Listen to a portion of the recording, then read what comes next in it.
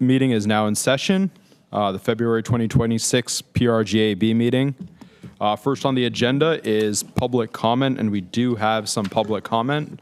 Our first public comment is from Robert Braswell. Mr. Braswell, if you'd come to the front, you can speak up at the podium here. And just a reminder, members of the public have 3 minutes to speak, but of course I'll let you finish whatever your thought is at the end of 3 minutes.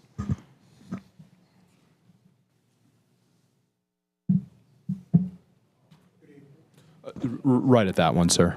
And just make sure you're speaking into the microphone because this is broadcast to at least 2 people at home. Thank you. Yeah, good evening. How you doing? My name is Robert Braswell. I live at 1308 Fox Run Drive, Cedarwood Estates in Raleigh, Southeast Raleigh, North Carolina. And I'm here to talk about the Biltmore Hills tennis courts. And I've played tennis for over 47 years out at Biltmore's, and with the new addition of the eight courts that they're planning on putting in there, and not addressing the lower 8 courts that needed to be upgraded too, because of we've always had resurfacing ever since I've been there. My kids play. We played the the Junior Tennis League there, and a whole lot of other information. But I would prefer that they dig up those courts and bring them up to standards that the new tennis courts would be, since we're going to have a complex that's there, and make more, and it'll enhance the playability and the involvement of many people wanting to play tennis at Biltmore Hills, and also it would improve the quality of life there more than anything else. We've been doing it. We've been waiting for years to see this happen. And if you can address that, we would certainly appreciate it. Thank you. Thank you, Mr. Braswell. All right. Next, we have Sam Patterson.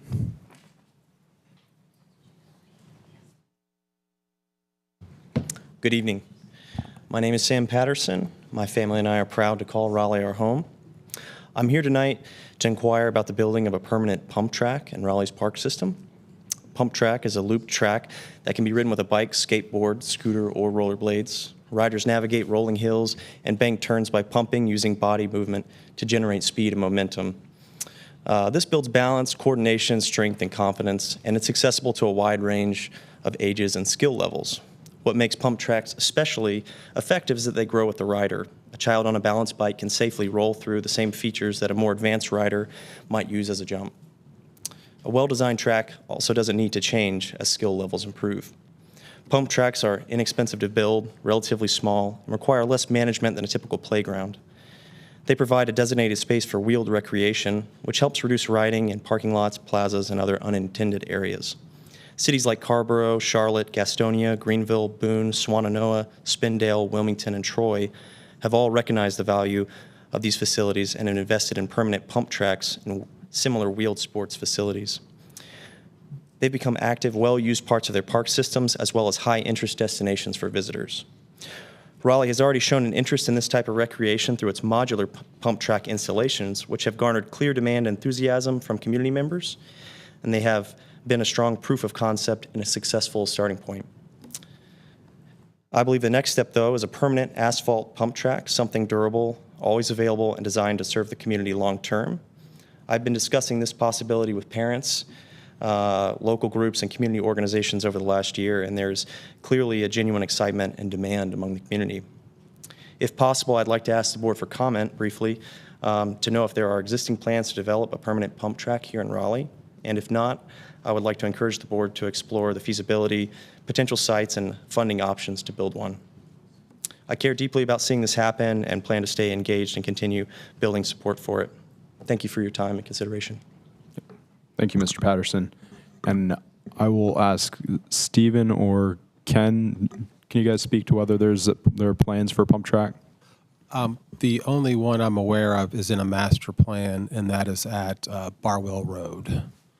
Looking at It is not funded in our next 5 to 10 year plans. Okay. Stephen, if I can add to that, the one thing I would is we're getting ready to do a wheeled sports master plan activity to think about skating, biking that we'll be engaging with hopefully this summer, but it is in the works to work with our planning team to do look at all of those different sports together. And that will be able to inform us to some of the questions you talk about, suitability, feasibility, and location for potential opportunity. And you guys will be opening that up to public comment and We will. involvement? It'll be a typical kind of system like we've done for our aquatic study. We'll do community feedback on the different types of wheeled activities. It's not just going to be about skateboarding. Yeah, that's terrific. Yeah, so Mr. Patterson, if you'll keep your ears peeled for that, that should happen this summer, and we'll have more discussions about adding some of that programming. Thank you. Yep. All right, next we have Nicole Sullivan.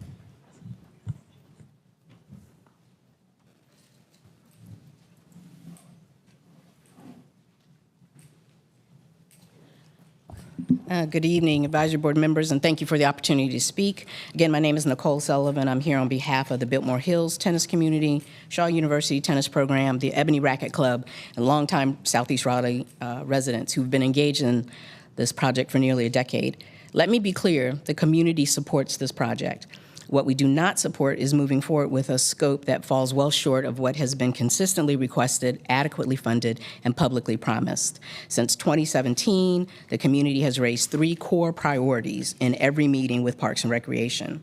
For city staff to state the community has not shared this input is simply untrue, whether it's intentional misremembering or flat out lying, I don't know. But we've asked for the following things through the engagement process. First, Southeast Raleigh deserves a public tennis destination with added new courts to make it comparable to Millbrook Exchange Park. Second, the existing courts must be rebuilt, not resurfaced. And third, a 16-court public facility, the second largest in the city, requires on-site tennis staff with dedicated office near the courts for safety, oversight, and management. Those priorities have never changed. The existing 8 courts at Biltmore Hills are 40 to 50 years old. They have drainage failures, dead spots, grading issues that surfacing has not fixed despite multiple attempts. Resurfacing is cosmetic.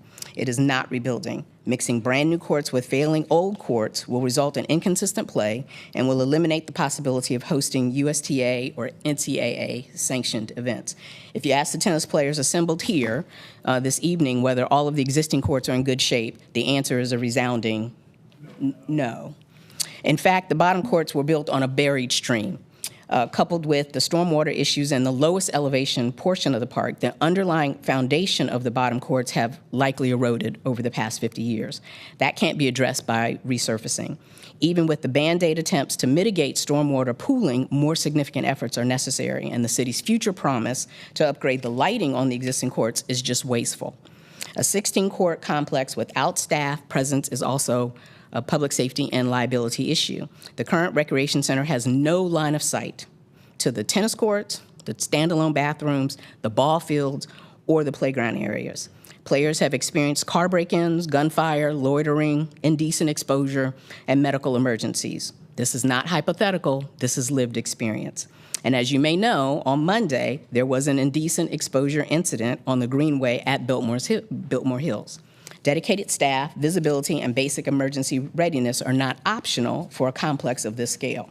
There's also serious transparency concerns. Roughly $1.85 million from the abandoned Barwell Road tennis project was redirected to Biltmore Hills, and later the 2022 bond provided sufficient funding for the city to finally do this project right. Yet the current scope excludes rebuilding the existing courts or building a tennis center. We're still asking for a clear, itemized explanation of how construction funds are being allocated. The city staff provided a budget that stated there's more than $7.4 million available for constructing 8 new courts. That's more than $900,000, which is ridiculous per court. This project is also about equity and legacy. As this is Black History Month, Biltmore Hills is deeply rooted in Black tennis culture in the city and the state. With courts eliminated at other locations, Biltmore Hills will become the primary public tennis destination in Southeast Raleigh. Proceeding with a partial solution risks delivering a second-rate facility in a community that has waited patiently and advocated clearly for years. And I'm wrapping up. I know I'm over time. Finally, timing matters. The courts will be closed for roughly a year during construction. If the city does not rebuild the existing courts now, it would be far more expensive and disruptive later. Additionally, completing all the work now means nothing else will need to be done at Biltmore related to tennis for the next 25 years. So our request is straightforward.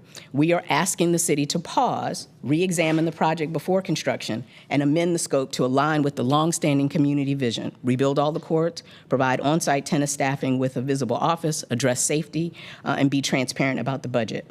At your last meeting, Mr. Bentley questioned whether this advisory board had the backbone to recommend a pause on this multi-million-dollar project. Based on the information we've already shared, additional materials we'll gladly share that demonstrate the inadequacies of the current schematic design, and by observing how seriously this group of concerned citizens takes your responsibilities on this advisory board, I have every confidence that you want to see the best possible outcome for Biltmore Hills Park. This can be done without delaying the timeline, and it should be done to honor the intent of the bond, the public process, and this community. Thank you for your time and consideration, and I'm available to answer questions or clarify any of my remarks. Thank you. Thank you, Ms. Sullivan. All right. Final public comment is from John Smith.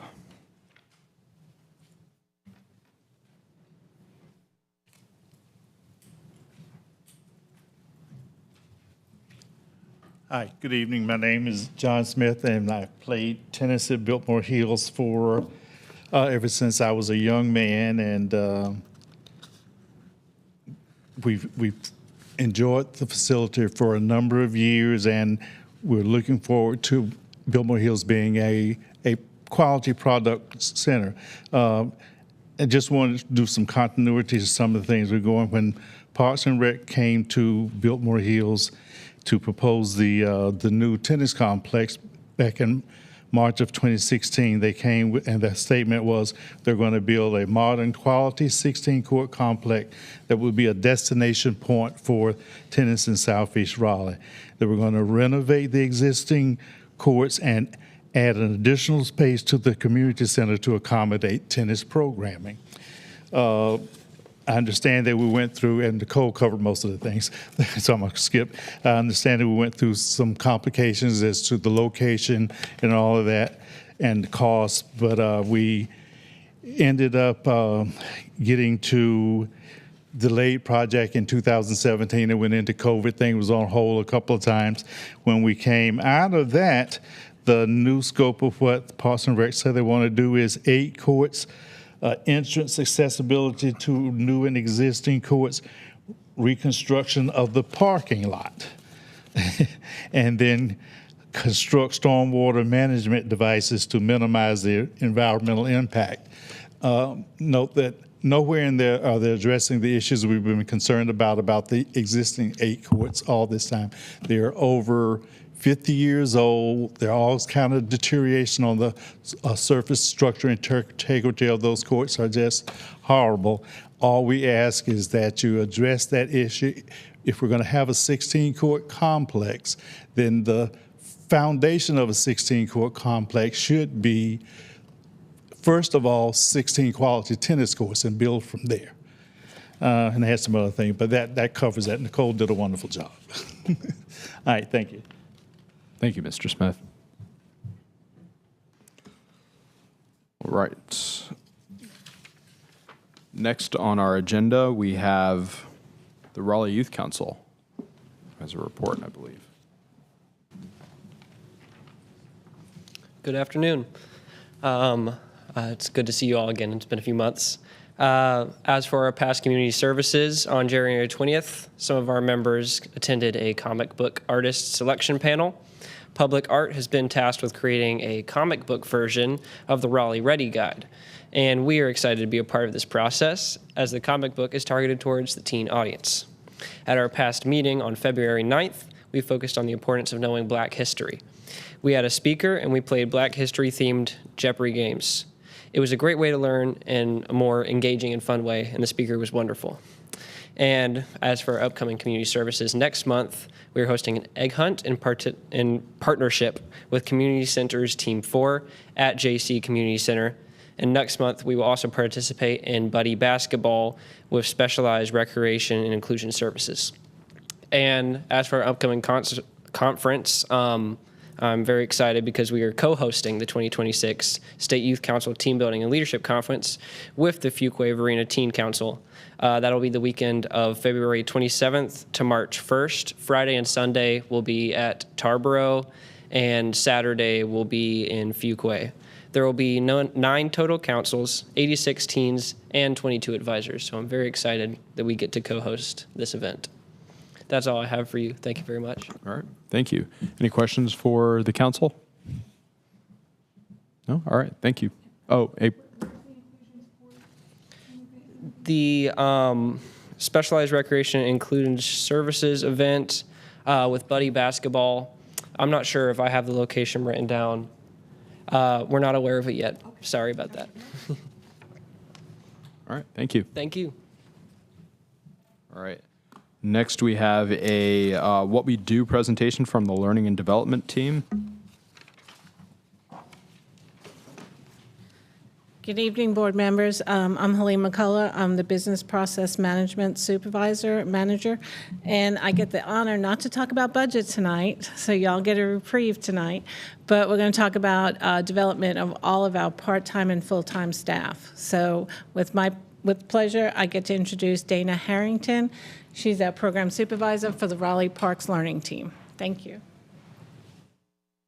Thanks, Helene, and hello, everybody. I am really honored to be addressing you tonight with the leadership team and my colleagues as well.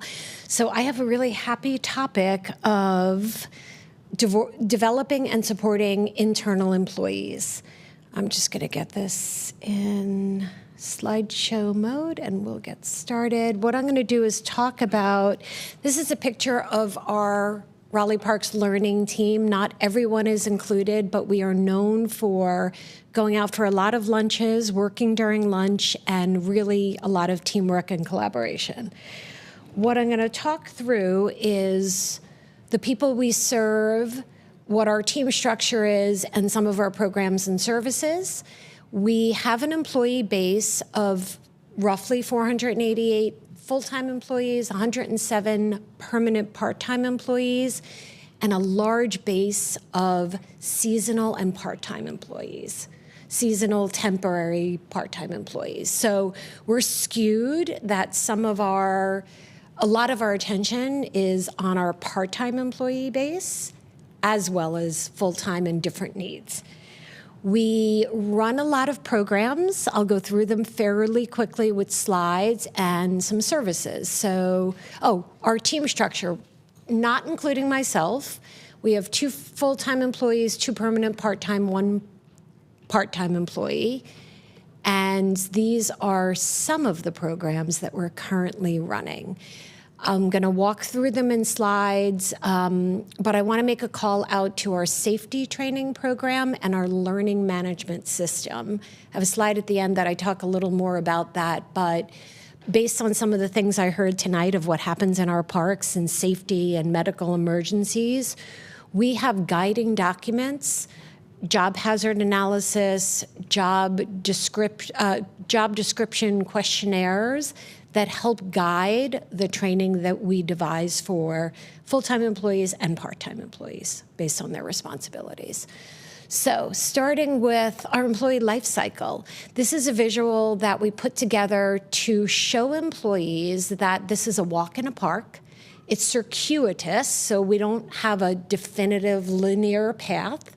You have mobility when you work in parks. There's opportunities for supervisor and leadership development programs. We offer a lot of professional development programs, usually aligned with our city values or our competencies. And we run a lot of orientation programs. So this is meant to be, we are here to support you all through your process and your journey as an employee of parks. Positive imagery.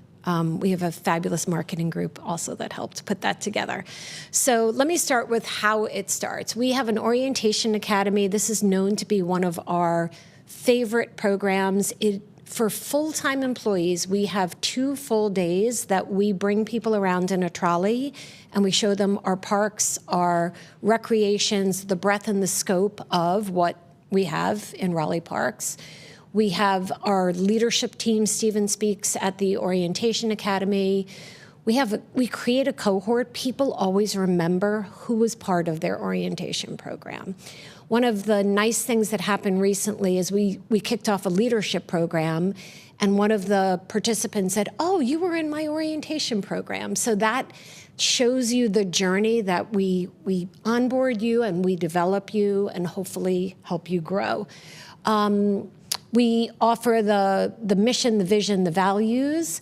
We do the same thing for our part-time employees. We just kicked off a permanent part-time orientation at the end of last year, and we'll continue doing more in this coming year, or in this year.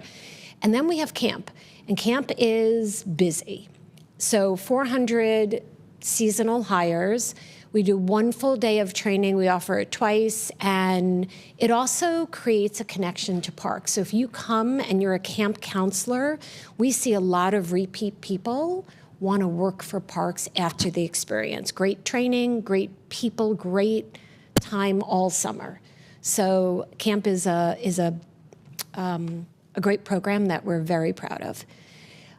We last year kicked off a pairing program. Think of it as a mentoring program. We used names that are in line with parks. We have pathfinders who are relatively new hires that get mapped with or paired with navigators, more seasoned hires, very light mentoring program, duration 4 months. This is really, really wonderful for new hires and just showing the breadth and the scope of our department. Raleigh Parks Leads, this is a new leadership program that we developed. It is succession planning. It's 6 months, once a month for 4 hours. It's based on competencies for leaders, and it is focused on people who are currently leading people, but are looking to learn how to lead the organization. So the visual to the right is a very common industry framework for leadership. Lead yourself well. If you aspire to lead others well. And if you aspire to lead the business, we give you training and development around that. We also have a capstone project which will be happening in April of this year, where Mecklenburg County, their leadership academy, will be visiting our leadership academy, and we're hosting a tour. Raleigh Parks Innovates is a program that we partner with the Office of Innovation and Strategy to come up with innovative solutions. So I added a little of the program structure. I'm not going to read it. Duration is 7 weeks. And last year we ran the program specific to parks, and our how might we question that we were solving for is heat in urban parks, to come up with prototypes and ideas. This year we are working with the topic of community cohesion because it's part of our parks plan. So we'll be at a place at the table tomorrow doing listening sessions and community engagement, and hopefully coming up with fabulous solutions. And I'm going to wrap up with just talking about other services our team provides. We manage the learning management system, which is success factors. We run reports. We automate curricula. We offer as much that can be done online, but we also couple it with a lot of in-person events. We have a dedicated instructional designer, so when we have trees that fall and we need to have a proprietary course made, someone on our team designs the course and people are delivered it. And I mentioned earlier, we have an annual safety training program so that all of our staff are aware of CPR, heat, ladder. I'm rambling off just sequential trainings that we have that are aligned with the season. We use DART rates, and DART rates are days away from the office and workers' compensation to help us decide what we need to focus on as well.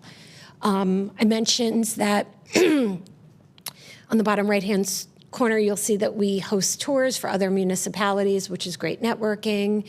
And we also offer professional development scholarships for our employees. So I went through all of that fairly quickly. Tell me what questions you have or anything that I can elaborate upon. I was excited to see that in 2025, the idea for innovation was around heat and urban parks. Were any of the ideas that the team came up with implemented or adopted by the department? I'll let Stephen answer that. Yeah, this is our third year. So the first one some of you were involved in was the Do We Need a Greenway app?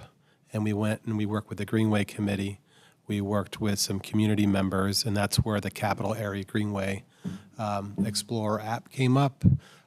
They also came up with the idea of the glow-in-the-dark paint. So it's a way to empower staff to use human-centered design thinking to solve problems. To get back to your question about heat, every time I do a design review, I was like, where is the shade, both trees and artificial? And then some of our projects have yielded small misters. So different ways in which staff have came up with like design solutions. We now have our staff asking the questions, how can we solve that in a different way? So, yeah. Awesome. And the program is only on prototyping, but we're working with some strategic partners to get some funds for moving past prototyping so that we could do things in the future. That'll be next year, hopefully. That's awesome. Any other questions? Steve? So your great presentation, thank you. Your team is actually embedded within parks. Is there an alignment to a larger L&D organization There is.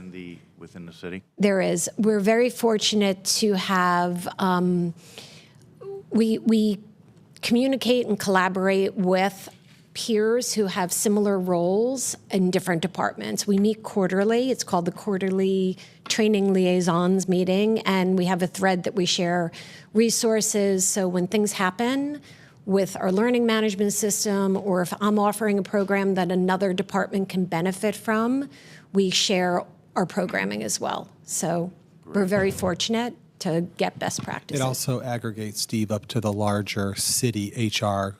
Yes. Yep. So it does roll The up. larger departments like ourself and planning and public utilities and a few others, we have so many staff that we're fortunate and blessed to have our own team. That's great. You mentioned the annual safety training. Is there any other annual mandatory training? There's compliance training like workplace harassment and HR training that the city mandates, and we just run reports and make sure everyone has access to it. But I would say that and safety are what across the board everybody takes. Okay, thank you. Of course. Thank you. Any other questions? Ian? Hey, the seasonal employee numbers are pretty impressive. I mean, I know that that's probably standard for parks. I was wondering if there's any sort of like compensation for getting return seasonal employees because of the knowledge and the relationships they've already built and the less training that they might require. Yeah, I don't have it's a great point, and I don't have the conversion rate of how many return back because I don't manage our camp program, but I will ask Helene to jump in and share an answer. She's going to. I can't give you return rates, but I can tell you we do, like in our lifeguarding program, if you come back because you have future certifications and additional certifications, the compensation goes up. We also do that with our camp counselors. Once they come back, we do have an increase in their pay as they come back and become directors of camps and things like that. Okay. So we do have incremental pay rates for these things. Sounds good. Thank you. All right. Any other questions? Doug? Excuse me. I'm thinking this projects that you work with, and how are they developed? How are the topics for projects developed? You mentioned the tree one and the heat. And they're done really as learning exercises, I'm understanding. That's good. I like that a lot. I'm thinking it'd be interesting for us to know if we had some suggestions for topics and if we're an avenue for that. And the other, and you can comment on that, but the other idea I was thinking of was it sounds like some patterns that I'm familiar with in support organizations. Primarily, many of you may know about the School of Government in Chapel Hill.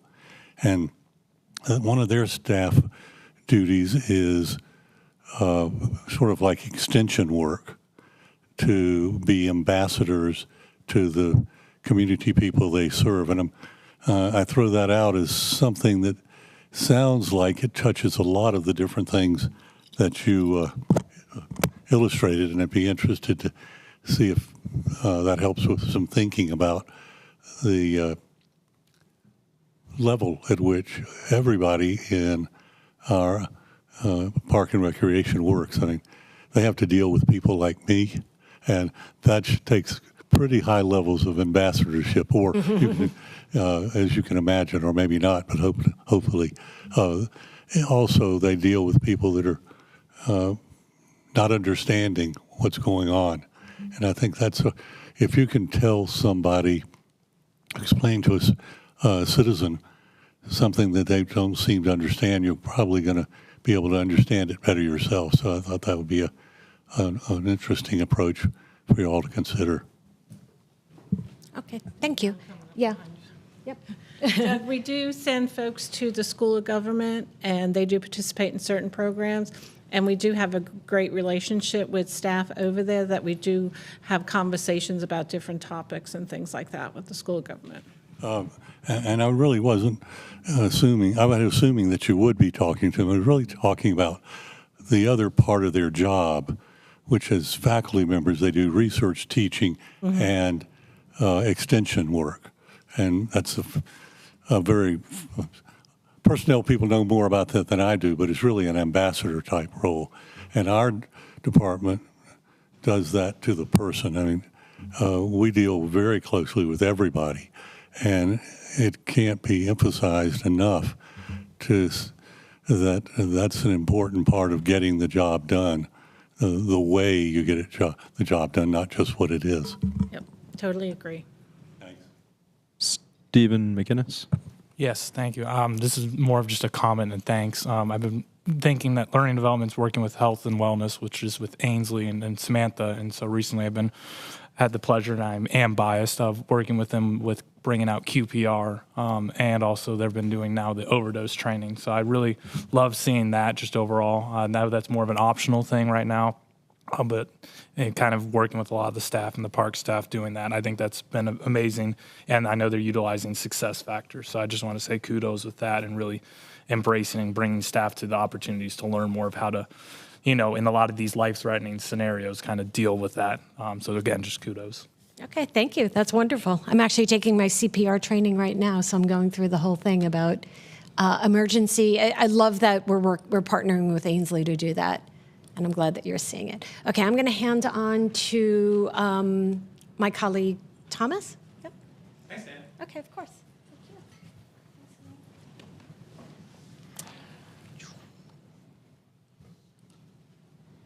Okay, and for folks following at home, this is a new presentation. It's a request to apply for a grant for the Neuse River Park project. So. Correct. I'm Tom Dawson, staff lead for the Neuse River Park project. Many of you may know about it. PARTIF is a Parks and Recreation Trust Fund grant administered by the state, and we'd like it. So to just give you a quick refresh on the Neuse River Park Master Plan, a very exciting plan developed about a year ago, featuring river access, boat launches, in-river playwaves, overlook, sheltered restroom, trails, parking, open space, play area, and bank enhancement. And also, we're exploring the feasibility of a pump track, so I'm sorry the gentleman left. This is a lot of features, and we're trying to fit them all into the site right now during schematic design. But we'll talk about why we're going after the Parks and Recreation Trust Fund. The grant request is for $500,000, and that has a 1-to-1 match requirement. We do have that money from our bond funding, and the anticipated award is August 2026, which lines up very well with our schematic design process. So our proposal is focused on a very particular area, the river of the Neuse River Park. So riverside environmental restoration features, accessibility, and recreation features from the master plan. And on this slide is a sort of a detail of the really exciting, unique area of this. If you see river, the dot that says 2, river overlook, and the dot that says area 4, ADA canoe launch, these line up right alongside the Neuse River Trail. And if you're familiar with the site, you know that bank stabilization is needed through the area because of the high flow rates from the dam. So bank stabilization is partial recreation because it allows people to get next to the water and touch the water, but it also protects the bank and does some level of environmental stabilization. So and resiliency, because that's part of our pitch with Partif, that we're developing river amenities for people to be able to access the site for recreation, but we also want to make these river amenities resilient to flooding. And these are some of the exciting details that came up with in the master plan: riverbank reinforcement, river overlooks, and some beautiful renderings of what could be. Part of this is river access for non-boaters. The Partif grant really does go for the recreational features, and we're told that this particular piece is very competitive because it's very unique to the site, to North Carolina, and to Raleigh. And then also improved river access point, which really hooks into our Blueways plan. So we have the Greenway, Blueways connected right at this point. Another beautiful rendering. I myself am a kayaker, so I'm particularly interested in this. But the overlooks also allow ADA accessibility for fishing, for bird watching, and just enjoying the river. So our next steps plan going forward, and will be May 2026, schematic design and cost review. So all of this costs money, and we know that there may be gaps, and we want to seek out more money in order to make the best park we can. August 2026, the Partif grant announcements, which will tell us what we've won. Summer and fall 2026, we'll continue with design development, permitting, which is challenging but possible, prioritization, budget reconciliation. Early 2027, design completion, 27 through 28, bidding and construction. So very exciting process, and I'm really glad I get to be a part of it. I'll open for questions now. Any questions for Tom? Carrie? Just for my education, what constitutes an ADA-capable canoe launch? How is that possible? Oh, that's very exciting. That's essentially it's a detail with the right amount of slope, the right amount of handlebar grabs that allows people to transfer from the walking surface area down the ramp and into the boat. So that's the goal, very challenging goal of for that particular site, because it is a steep slope. So. Thank you. Mm-hmm. All right, Linda. Is this the only application that Raleigh Parks will make to part of this cycle? I don't fully know, but That is correct. Okay. Yes. Great. And you've had good success with Partif in the past? Yes, we have. All right. Kate? Can you explain a little bit more about how you'll do the bank stabilization? Yeah, a little bit.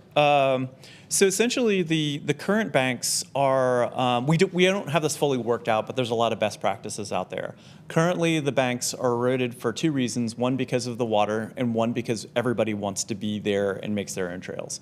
So this will be a combination of naturalistic boulders. I did not do that. That happens. That's not you. Great. I have a magnetic personality. Boulders. Usually self-corrects. There we go. And also native plantings to augment the boulders too. So a combination of hard and soft to really make that slope gentle. We have a consultant called Caliber on site who specializes in river treatments too. That'll be advising us along the way. Kara. Can you go back to the timeline slide, please? Sure. So you said that we have the $500,000 for the matching from the bond, but then there's going to be schematic design and cost review. What's the cost review? We have recently onboarded a construction manager at risk, or CMAR. A CMAR is a little bit different from the design bid build. The design bid build implies designer, then the contractor in separate phases. The CMAR, or construction management at risk, moves closer into the design period so that they can vet the designs as they go along, give very good cost estimates, and then start to understand the construction path. That gets us more information about constructability sooner rather than wait for surprises in the construction phase. So. Any other questions, Doug? You mentioned Caliber and the work they're doing with the creek restoration or river restoration. And one of their values is getting the water by there and also letting people have access. One of the other, or two or three of the other things are, and I wonder if how they might also be in their assignment, tree planting in the shade, habitat management, and natural beauty development. We have several different consultants on that. Caliber is looking more at in-river treatments, but we also have landscape architects working with us on the shade trees. Environmental restoration is needed. We'll also be looking at, if you're familiar with the site, there's the exciting river area. There is a uphill. There's an area of that's more suitable for development. It has less of an interesting native canopy. And we'll be doing, as we do more park-like development there, we'll also be adding trees back in. So it's a bit of a combination of different consultants and also staff perspective from our environmental side. That's very helpful. Maybe we can talk later about specifics on habitat and natural beauty and the other question of scope, because it's always interesting to see people's reaction to the fact that a river has two banks, but our work is sort of narrowly focused in how that might bring both sides of the river into play for the enjoyment of visitors. Landscape architects like me refer to that as borrowed landscape. There's not much we can do about other people's property, but we can frame views to make it as natural experience as we can. So. All right. Any other questions for Tom? Comments? Yeah, I have one other question. Sure. Go ahead, Doug.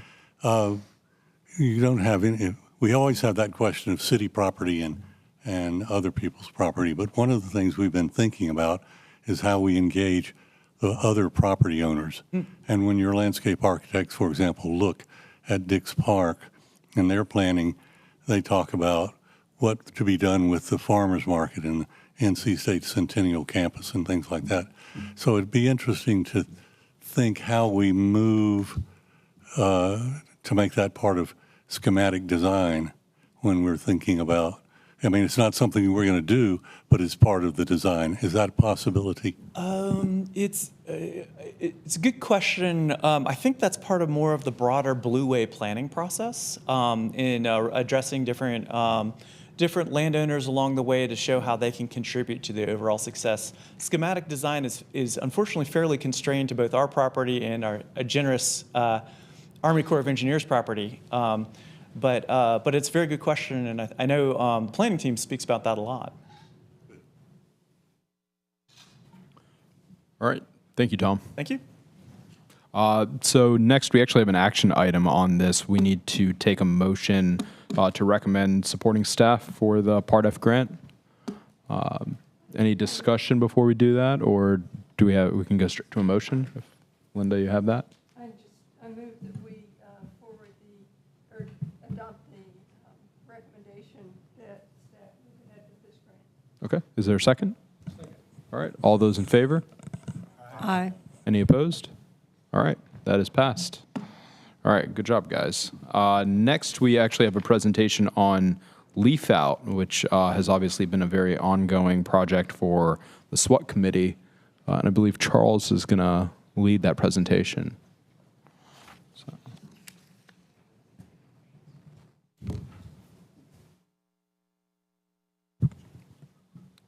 And we may have some materials for board members that are coming around that are printed on recycled paper, I'm sure.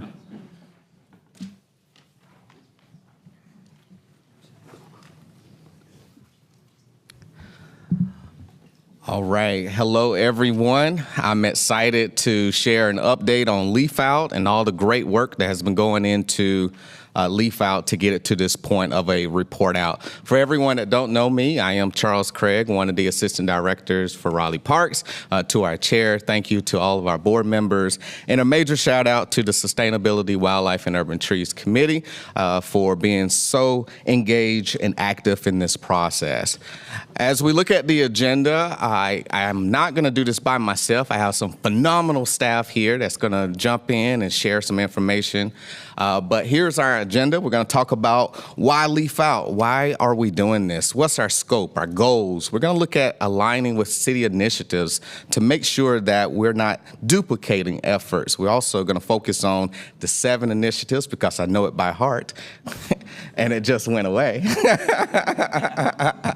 And It'll then bounce back. Once it comes back, I keep it going. And then we're going to talk about next steps and implementation and where do we go from here as we report out on this phase 1. Why Leaf Out, you may say? We understand that trees are essential. They are important. They serve our community. They are phenomenal. Clean air, water, reduce heat. You name it, trees are very beneficial. Leaf Out is a strategic initiative focused on protection, expansion, and the care of Raleigh public tree canopy on city-owned property. This is our overall why we wanted to focus on Leaf Out and why it's important. Our scope is around 3 main areas. City-owned property, that will be our focus. Number 2, we don't want to do this in a silo, so we wanted to get other departments involved. And then number 3, looking at our community approach, because this is not something that we would do by ourselves, but we wanted to be very intentional to get the community involved. Just to go deeper, as we look at the city-owned property focus, I want it to be clear, look at bullet point number 2. This does not include regulatory policy for private land development. This is something that we're focusing on with a large focus on greenways and parks as we look to expand that tree canopy. For our interdepartmental collaboration, once again, not working in a silo, but working together as a team. We hear that all the time, and just the Raleigh way, we want to collaborate with one another, and we're going to stay true to that, looking at stormwater, sustainability, Raleigh water, transportation, having everyone involved that will have a say-so or a part or possibly impacted by what Leaf Out could produce. And we're excited to say this has been a very strong collaborative effort as we go through this presentation, you will continue to see. And then finally, as we look at our scope, once again, community-centered approach. This is something that I'm very proud of. As we go through the presentation, you will see the engagement we took very seriously at every SWAT committee meeting, from the engagement to all of our committee members, getting the word out, getting everyone excited about Leaf Out to attend our meetings. We wanted to focus on a community approach. Looking at your handout, please give your attention to the handout. This is our goal. We understand that our goal, if you look at our goals, you will see we wanted to start with the roots. If you look at the bottom, the roots is what we believe is a firm foundation, starting off strong. So looking at the protection of our trees, sensitive habitat is our main focus. That is our roots. As we expand, we look at the trunk. This is expanding our tree canopy. This is growing our trees, planting our trees, really seeing the impact and focusing on tree locations that are seriously needed. And then the leaves. The leaves represents the stewardship, the education, the getting everyone excited about it and motivated and getting the word out, because someone told me you don't know what you don't know. So we want to share and tell everybody about it.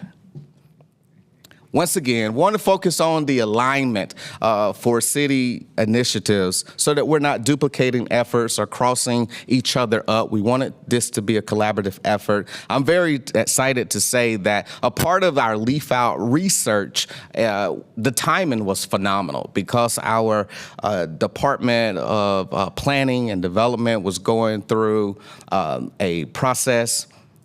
It has happened again. Was going through a process around our comp plan for the city, and we was working very closely with them with reflecting Raleigh and branching out. And a part of our comp plan for the city is around trees. So the timing was ideal. It was ideal. It was wonderful. Leaf Out has supported that initiative, that focus. As you will see in bullet point number 2 on the left, you will see that Leaf Out had a major say in the State of the City address that took place in March of 2025, which we're very excited and to participate in. Also aligning Leaf Out with other initiatives such as our park plan that was adopted in December 2024, and just looking at implementation and the impact of Leaf Out, we align very well with some of the work that we're already doing. This is just going to enhance and make it even better. From a community engagement lens, I do want to take a moment and pause to say we tried our best to get the word out. Oh boy, we tried our best to get in spaces and talk to individuals and talk about trees and talk about the importance of our environment and to talk about how others may view how they feel about trees and the environment and things of that nature. So looking at the screen, we had surveys to go out. We touch and physically had interceptors out at all of the locations on the bullet points. As you look at our digital outlets, from our newsletter to subscriber email list, social media, if it was possible, we did it. We got the word out as much as possible to get feedback. And it worked. As we looked at our online survey, give your attention to the image. You will see the blue dot and the yellow/gold dot. Let's focus on the blue dot first. The blue dot represents all the locations via zip code that took the survey. And as we look at the yellow dot, that is more the dense area. We had the most participation as it identified with the yellow dots. So this tells a beautiful story. When I see this image, I see that we did a phenomenal job touching all of the city of Raleigh. It is well spread out, so I'm very proud of that. As we continue to dive into our community engagement, I do want to highlight the Reflecting Raleigh and Leaf Out was a major partnership, and I want to say thank you to our planning and development department for having us to be a major player and partner. As we look at this engagement here, we had a phenomenal speaker to come from Atlanta. The director of Trees Atlanta was here. We had a in-person discussion about the importance of trees and some of the great work that Atlanta is doing. We was able to hear from their director, the State of the City address that took place the following week. Then other Ask a Planner events that took place in the month of March. We was truly out there engaging with the community, trying to get feedback. So what did we find after we started doing all this research? This is what we was able to produce. As you look at the research, looking at the first category, fall of 24 to early 26, this was setting our foundation of what are we doing? What do we already have? How do we start? Where do we go? So we needed to have a existing conditions report. At that point, we advanced to spring and summer 2025 and really ramped up our community engagement and got the word out. And we started collecting more information and data. And our Sustainability, Wildlife, and Urban Trees Committee meetings was really starting to be to grow in popularity, and more people were starting to come, and we're excited about that. that. And then we advance to the next step stage, which we identify 7 key areas that make up Leaf Out. Many people may say, well, what is Leaf Out? We are excited that we have narrowed down Leaf Out to 7 key initiatives, which I will focus on next. And now we're here at the report out on our phase. Hey, what have we been working on? What are we doing? This is the report out on how we're moving forward. So what are the 7 key focus areas, you may ask? You also will see them on your handout that you have in front of you. I will touch on these very quickly because we will go into detail a little deeper very quickly. Number 1, a part of Leaf Out is working to eliminate and limit the planting of invasive species on city-owned properties. I'm very proud of that. Number 2, we're looking at developing a tree and shrub lists for developers that could meet private requirements. This is not a regulatory, but this is to aid in the education and the support to help them reach their goal quickly. Number 3, we're also expanding our list to focus on more community focus and residents and get the community excited about it so that they can also have a guide that Raleigh can stand behind and say, we support. So we're creating that. Number 4, we're focusing on a internal document for best practice for management of our trees, our ecosystem, and all the great things such as our sensitive habitat. We're working on that. Number 5, we are working on a Leaf Out landing page so that you can go to raleigh.nc.gov, type in Leaf Out, and all things wonderful around our green initiatives will pop up. We don't want people bouncing from website to website or link to link. They should be able to go to one page and find everything that they need, and we're excited to be a part of that process. Number 6 and number 7 is all about our community outreach. It's all about our community being involved and planting trees. Many of you have already heard on number 7, we have a goal of planting 24,000 trees by 2032. With that being said, we're going to transition. You're going to hear from some of our staff as they go in a little deeper on some of the initiatives and the great work that's taking place. I'm going to steal Zach's joke and say that's a tough one to follow, but I'm Lauren Freudenberger. I'm the city's horticulturist. So Charles has already kind of gone into this one in detail, but the rollout of Leaf Out was our web presence last summer. This was an opportunity for the the public to find all of these engagement opportunities and anything feedback related, any in-person opportunity for these Reflecting Raleigh engagement events. This was an inspiration too for some of the concerns we've had internally, and we've also fielded from the public about what, as Charles kind of touched on, it can be a little clunky, and sometimes we're kind of undermine the messages of another department. So we want to use this as kind of the starting off point, the inspiration for a green landing page that has all the departments' green initiatives and programs on one page that are a lot easier to find versus pinballing you back and forth from one department to the next, or having parks making a recommendation to the public that directly undercuts something that housing and neighborhoods might be promoting. So.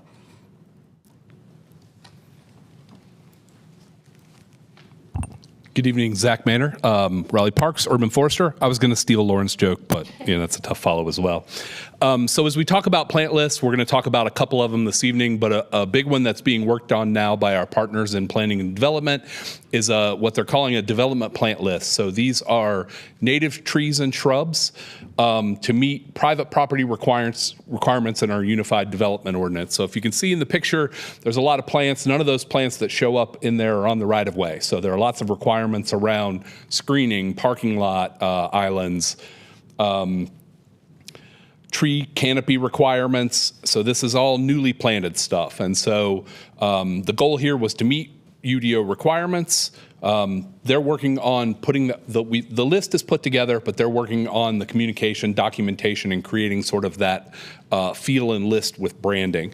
So we're doing 43 trees, a mix of evergreen and deciduous, and then a mix of large maturing and small maturing. So the UDO, Unified Development Ordinance, breaks trees up into small trees and large trees. And so, and then about 50 shrubs. So it should be a great combination. Again, as Charles mentioned, this isn't a regulatory requirement. We wanted to provide some opportunities and options for those developers out there to choose native, give them opportunities to select a plant that will work in a particular location. And so we've been working internally to provide those plants. I believe we shared a draft with our Sustainability and Wildlife and Urban Trees Committee earlier this year, and so we expect to see that coming out in the next month or two. I got an update that they're in the final path, so we'll be seeing that before too long, and that's a lot of hard work from our friends in planning and development. So as we continue to sort of coordinate from department to department as part of Leaf Out, it's a great sort of way to insert what we're doing into what the community's doing and bring everything sort of with the same message.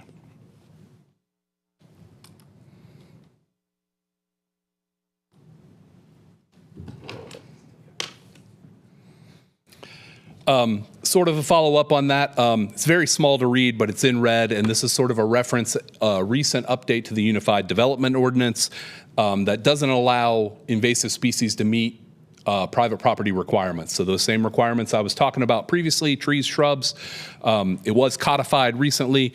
It was in originally. There was some state legislation that required it to be re-ratified, but that's Unified Development Ordinance Section 7.2.7 C 1E, that's a mouthful for sure. And because it's hard to see, I'll basically read it. No North Carolina invasive species as identified by the North Carolina State University Extension Plant Toolbox database or any successor database or list shall be planted to satisfy any landscaping or screening requirement, nor shall any existing invasive species be used to satisfy any such requirement. So I don't know if a lot of you speak code, but it's basically you can't plant an invasive and you can't use an existing invasive to count towards a city requirement. So that's a huge step forward for private property as well. Sorry, Zach, what's the difference between those two? The first half of that sentence and the second half. So it's saying you can't, is it saying no existing already planted? So there's two ways. So oftentimes you can meet requirements with newly planted vegetation or existing, or a combination of the two. This basically says you can't plant a species that's invasive to meet that requirement, or you can't use an existing invasive species. So for example, a mimosa tree can't count as tree conservation. So as part of those calculations, you can't use it to meet those requirements. So either existing or installed. Can I just ask a clarifying question? So, and what you're saying is that they don't necessarily have to cut the invasive down, but they can't use it to count. Correct.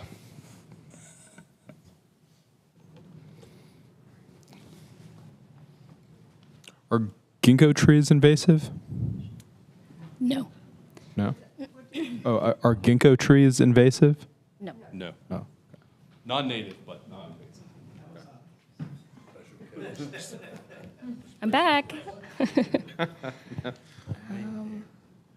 I can't get this right. Sorry, guys. All right. I've kind of got a screen. All right. Another list. So, excuse me. We're really lucky in this area to have a lot of institutions and partners in the neighborhood, within the state, that have already done a lot of this research for us. So historically, we've leaned on NC State Extension, we've leaned on the UNC Botanical Garden, the UNC Herbarium, Master Gardeners, Wake County Extension, a Native Plant Society, and now Cary has their own plant list, so it's time for us to have our own plant list, right? I was actually in a seminar this morning, and we have a chance to beat Chatham County to it. So the race is on, right? So my task over the last 6 months has been developing a list for us. So how do lists are easy, right? I mean, they're straightforward. They might be one page. They can be reductive. We have 4,000 species, native species in North Carolina, but they could also be really overwhelming. So if this is supposed to be a public resource, we want it to meet in the middle somewhere between those two. Again, we're very lucky to have partners like this, and so that was the angle I took. I reached out to vendors, the green industry, because they'll be impacted directly and quickly by whatever decisions and recommendations we make. Some of the greatest barriers to production are source, land to grow the plant material, time it takes and cost it takes to grow the plant material, success in a container. So just because we make that recommendation doesn't mean that the nursery is going to be in step with us and able to satisfy that demand right out of the gate. So I've met with them, and I'm still fielding feedback from a lot of these very popular, very large distributors locally to try and be fair to them and make sure that this is not necessarily a phased approach, but at least gives them a head start and a better idea of what the public is probably going to be looking for. So again, we talked about the USDA as a great resource. How does one define native? That's a hard question to answer, and I don't think anybody's got a clear definition for that yet. But our decision for Raleigh will be that we're going to distill it down to North Carolina state native. However, I want to be very distinct about the ecoregions of the species that we recommend. Raleigh is, North Carolina is incredibly biodiverse, with the Sandhills being one of the most biodiverse ecosystems in North America.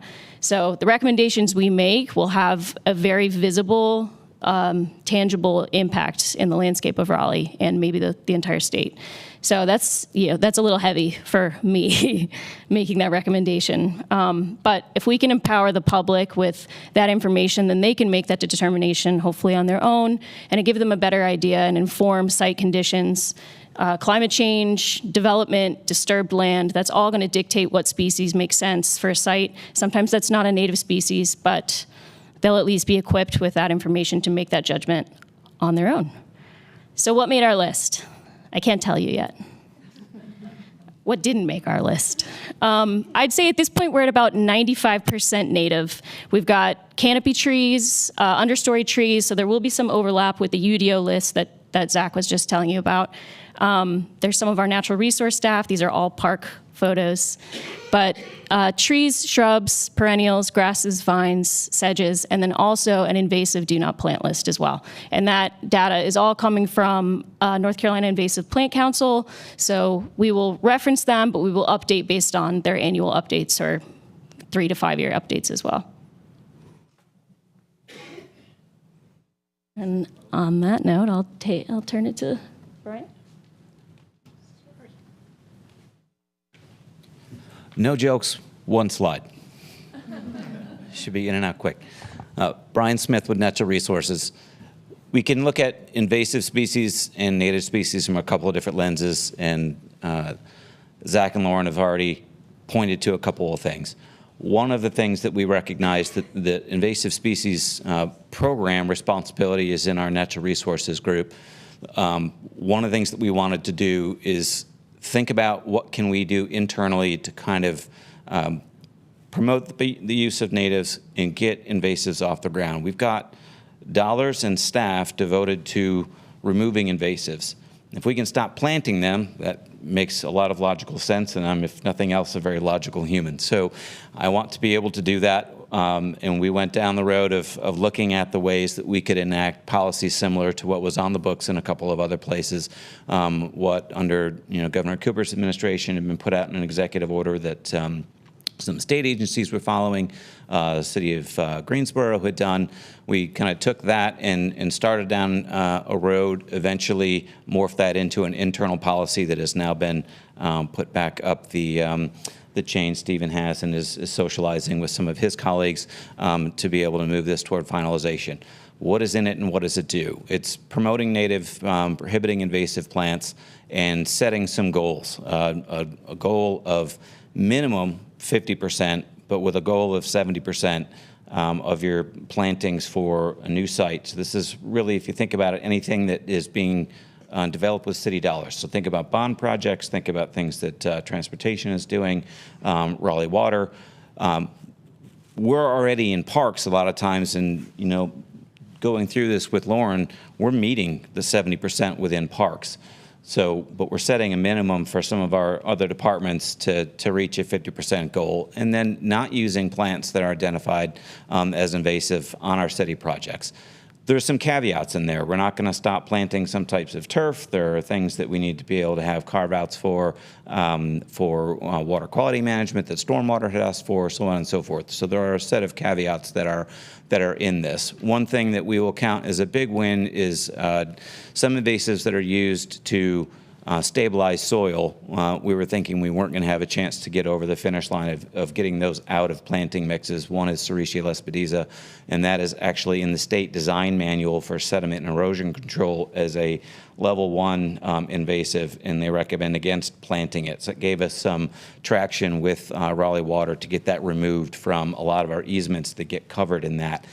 It can be part of a mix, but then it just takes over everything. So this is going to get us a long way down the road of reducing the planting of invasives, increasing the amount of natives that we put on the ground. So we did a lot of coordination back and forth with our partner departments across the city, and we're looking forward to getting this thing across the finish line.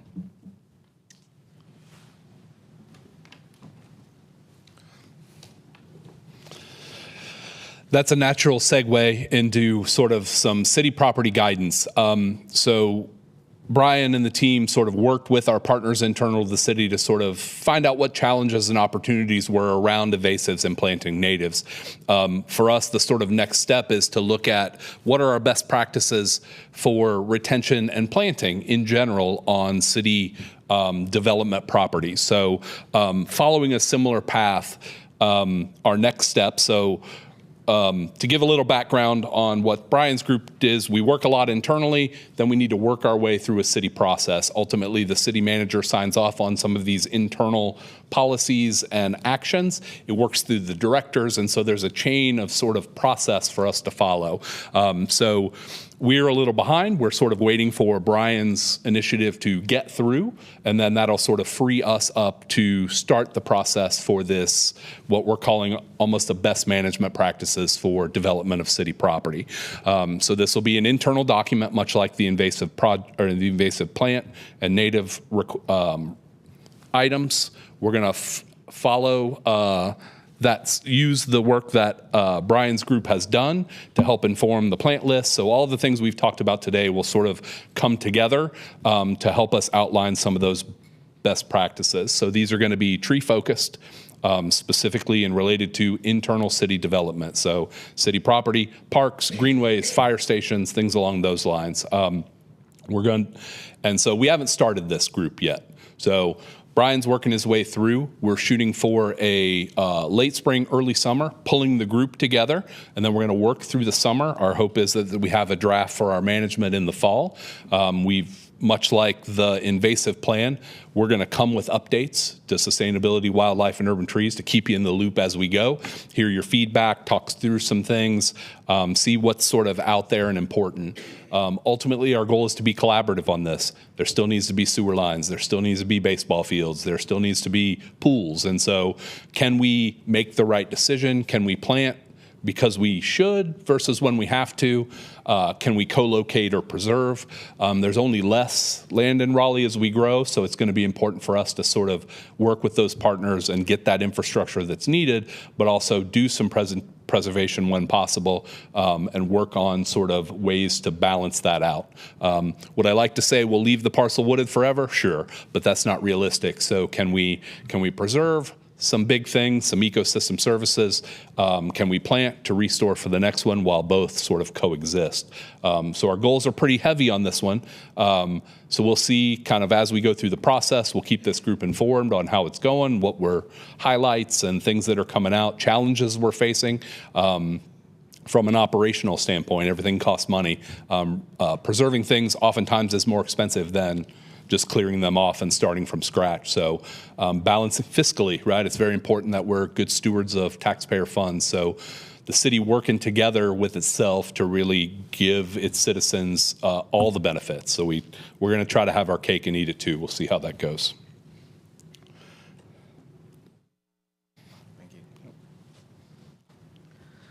All right, as we come to a conclusion, I just You just heard the 5 initiatives and where they are in the process, and there has been a lot of work to go into Leaf Out behind the scenes. The last 2, if you recall, number 6 and number 7 on your sheet, is more so community engagement focused. This is around planting 24,000 trees by Raleigh's 240th anniversary. This is around working with our partners, nonprofits, community groups through contracts, grants, events, tree giveaway, plantings, you name it. We want to really get everyone excited and ready to plant 24,000 trees here in Raleigh. To do this, we understand that it takes investment. So we have committed to submit a budget request, and we have done that. It's up for consideration right now as we go through the budget process.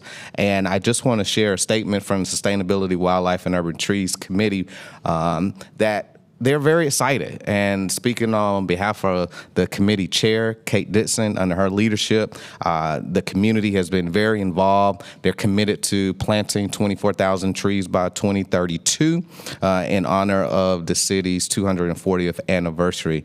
They envision a future where every resident are inspired and they want to be a part of this, and they can have the benefits of trees, not just for now, but for tomorrow and for generations to come. With that being said, where we are on the report out and next steps are we're here. We have started our communication road shows, and we are here at bullet point number 3. For our next bullet point, number 4, we will be at the City Council meeting on March 17th, providing a very similar presentation that you just heard today to provide an update to Council on the great work staff has been working on in regards to Leaf Out. With that being said, I hope you're excited to plant some trees and be a part of this amazing conversation as we move Raleigh forward with Leaf Out.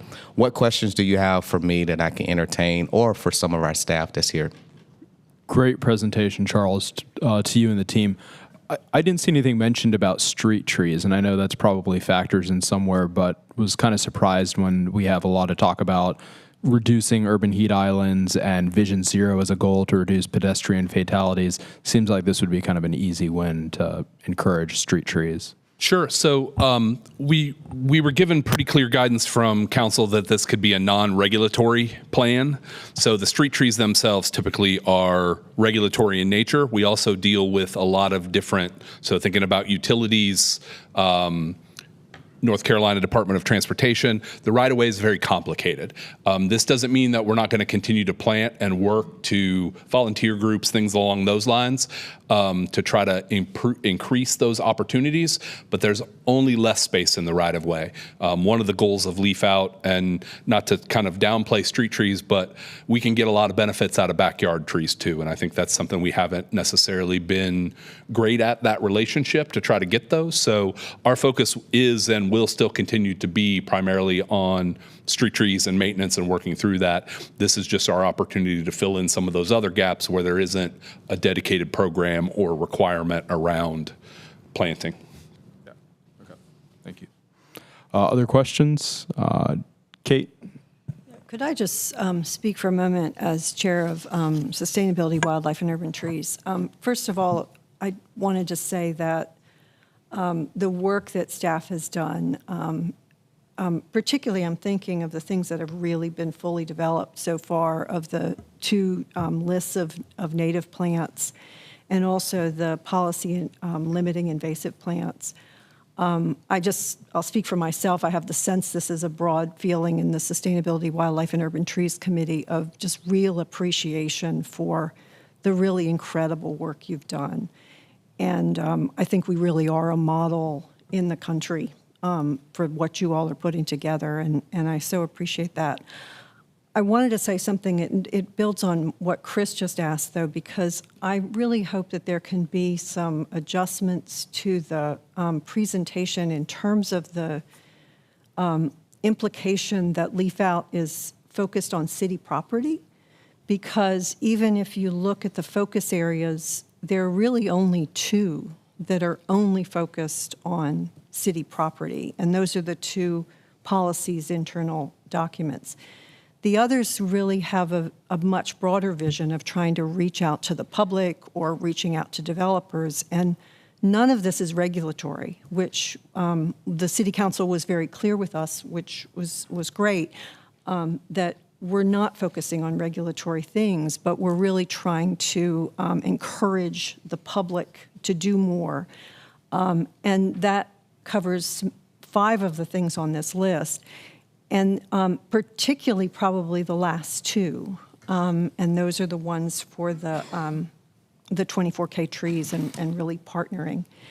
And I do have, I really want to hear what everybody has to say, but I think it would be great if you all are excited about this idea of a big tree planting celebration of 240th anniversary, that we actually pass a resolution as a board to say that encourage the City Council to put money towards this. So I have a draft resolution when we get to that point.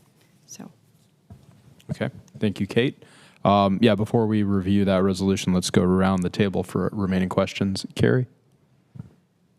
It's a fantastic place. I mean, clearly, City of Oaks, it's an important thing for us to talk about. The city has been around for a very long time, which translates to we have a lot of very mature trees. Tugs at everybody's heart when there's the challenge of how do you balance mature tree? Is it so mature that it's a tipping point of causing a challenge? Thinking of our public squares that we have here, there's a lot of people tied up in how we feel about the trees that are there, about how do we plan for the future. Just focused on that city property piece, how do you feel about the mature trees and what kind of plan might you have for those kinds of locations?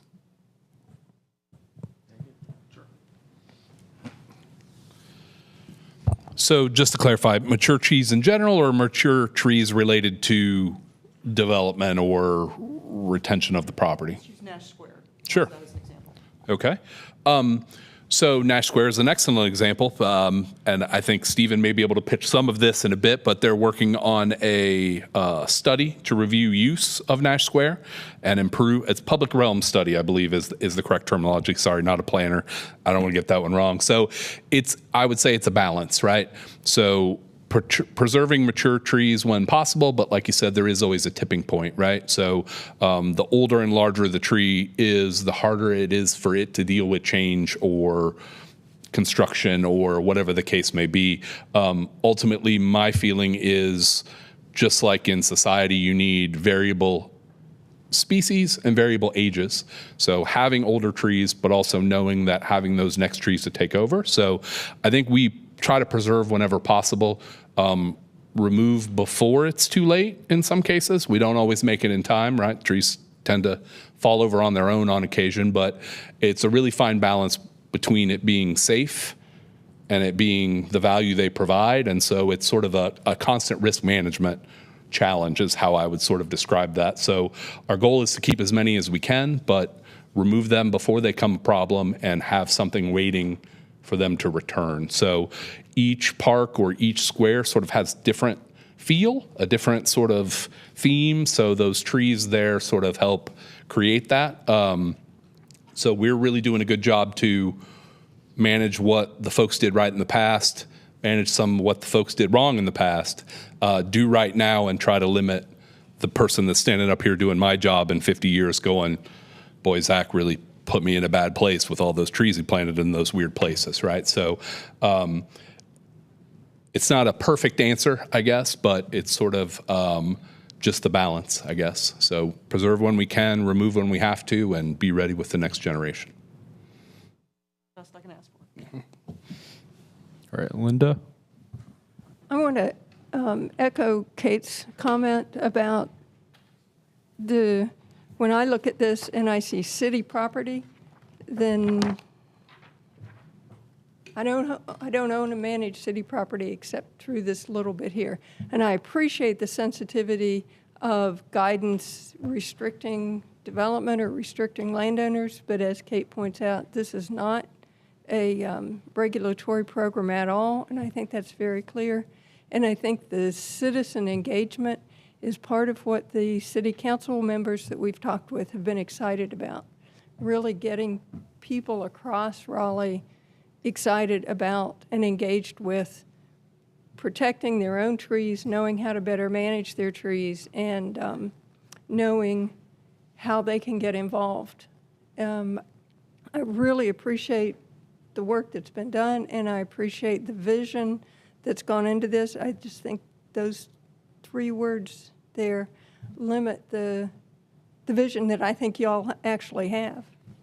And then I would support Kate's concept of a resolution recommending City Council provide support for the program, particularly as it engages the citizens across Raleigh. Kara? I know we can't necessarily force developers to plant things, or that's what I'm taking away from here, but when they come through like a zoning request, for example, that kind of borders on the parks, and we review those sometimes here at these meetings, can we throw that in as a recommendation, you know, kind of to force, not force the hand, but guide at that time, doing that kind of planting, making that a condition?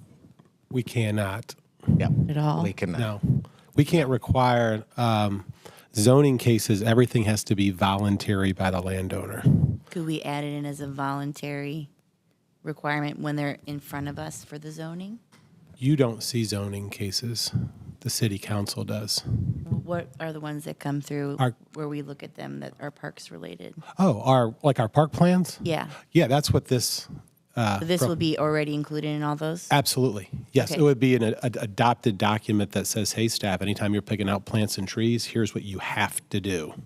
Yeah. Okay. So, but when they're coming and we're talking about those specific scenarios where they're like, oh, we're going to build a path to the Greenway here, are we going to reiterate with them at that time? Like, this is a list that we have that we want you to focus on, the developers? Developers? Yeah. Yeah. No. Linda, will you move your mic? Linda, your mic. Sorry. There you go. The idea that Zach's described is having a list that will make it easy for developers to identify natives, and they'll know that the city really likes natives, but the city cannot require natives. Yes, totally. Okay. And I was just thinking, we have these touch points sometimes. I might be saying this completely wrong, but where we talk about as a board where the zoning requests kind of intersect with parks, and sometimes there's these connections where they're going to build a path to the Greenway. I'm following you. At that point, can we reiterate our support for this list? Yes, during absolutely. that process? Yes, absolutely. I see what you're saying. So if a case next to X Park and a developer's like, I want to connect to the Greenway, it would probably be Lauren and Zach's team. It's like, here's our guide. We can't require it, but we strongly recommend that you plan. Yes. Yeah. And you could do that if they're here. Yeah. Or you could do it online. Yeah. So, Okay. Yeah. Cool. I really love, one of my questions was, how are we connecting these to like our local garden center? So I love to hear that that's already happening. Are we going to connect like the developers as well to those garden centers, or where do they kind of get their, do they work with local, or do we know who they work with? Not knowing specifically, I assume it's the same folks we work with, right? So there is a lot of development, so that window for where your plants come from grows just based on it, but a lot of those that Lauren listed in that slide are places where city gets trees, developers gets trees, landscapers get trees. So the Southeast has a wealth of plant opportunities. All right. Other questions? I've got a little follow-up too. We actually talked about that this morning. An opportunity to have somewhat of a form that we can leave at certain garden centers, where if there's a customer looking for an item, probably a more obscure native, they can request it, and if there's enough volume to justify it, then whoever their distributors are can maybe up the volume on that. So, yeah, a process. Last little add-on that might add additional context here is what we're going to be doing with, even though it's on city property or with city funds, is impacting a lot of folks that are coming to us to bid on projects that are also going to be bidding on stuff in the private sector, right? So I think there's a, by extension, kind of education and infusing information out in there, as well as driving market to a degree. So I think that there is, the base point of it's non-regulatory, but it's one of the first steps in being able to make a bigger impact. I think any of those touch points where we can continue to drive that home is great. So thank you. Let me go to April, and then I'll go to you. Yes. I just had a question about connection to schools, because there's so many schools that are next to parks.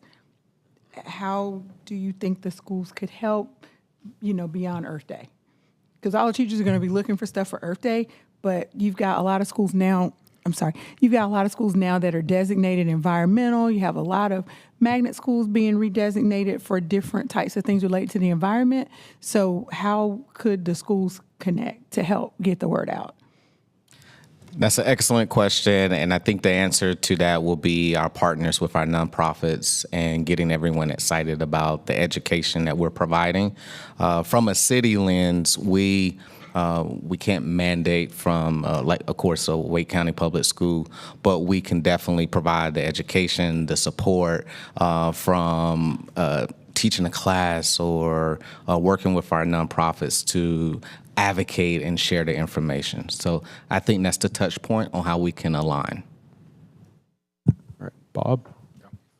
This is a little bit further out. And Steve, if we're going to plant 24,000 trees, if we could come up with a Bobcat skid loader with a real nice 24-inch auger, I would appreciate it. I have stood amongst us with shovels trying to beat a hole into the ground. 24,000 trees, we can amortize that, please. Yeah, Thank you. I agree, and I think we have one, so I think we'll be okay. Thank you. Well, bring it to us.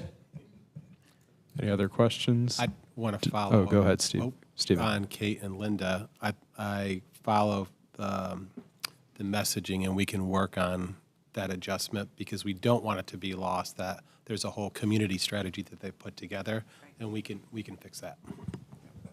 All right, Doug? Okay, well, I'll start first with adjustment. I'd like to have some thinking about what sort of adjustment we could make, not in language, but in a touch of focus. And I don't use focus either because it's not a focus. Trees are the focus. But I'm looking at habitat and natural beauty, which are hand in glove with trees. And that brings us to, is this a regulation? No, it's an invitation. What's it an invitation to? Stewardship, being part of something that I think is going to change the game in terms of so many things, community engagement being one of them. Because we have this good list that we're always very careful to get all the input. But can we take community engagement with some help with an auger, digging some holes in your own property and doing something with it that you think complements the Greenway and the beauty of the trees and the things we're trying to do there. And here's a list that will help you make those choices of what you think is important. Thank you, Doug. Thank you. Any other questions or comments or thoughts? No? Okay. At this time, Kate, did you want to share the language of your proposed resolution with the board so folks can noodle over it? I will finally, when I'm done with my 6th year, I'll remember to do that. So whereas Raleigh is rapidly losing trees that are critical to cooling the city, cleaning the air, reducing flooding, protecting pedestrians by slowing traffic, and providing habitat for wildlife.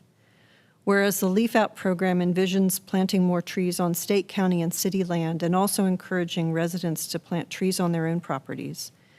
Now, therefore, be it resolved that the Parks, Recreation, and Greenways Advisory Board strongly encourages the City Council to include first-year funding for a campaign to plant 24,000 new trees across the city in celebration of Raleigh's 240th anniversary in 2032. I heard you mention pedestrians, so I'll second that. Any thoughts or comments on what Kate just read? Yeah, I liked it a lot, and I take all my cues from her. After the word habitat, there's some kind of language that Ian and you are really masters at coming up with that says including what it looks like in terms of aesthetic values, but not any of that stuff because that scares people off. Something to say, I better come up with something. Come on. Providing natural beauty. That does it. I've typed this out for you so I can hand it to you.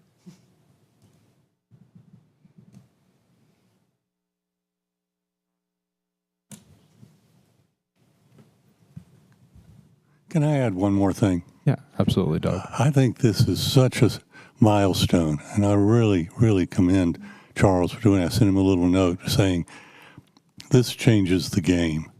This tells people that they have a big part in what we're doing. We're not up here regulating or being the experts. We want to hear what they say and what they'd like it to look like. And there's probably nothing more important to people on the Greenway in particular than shade.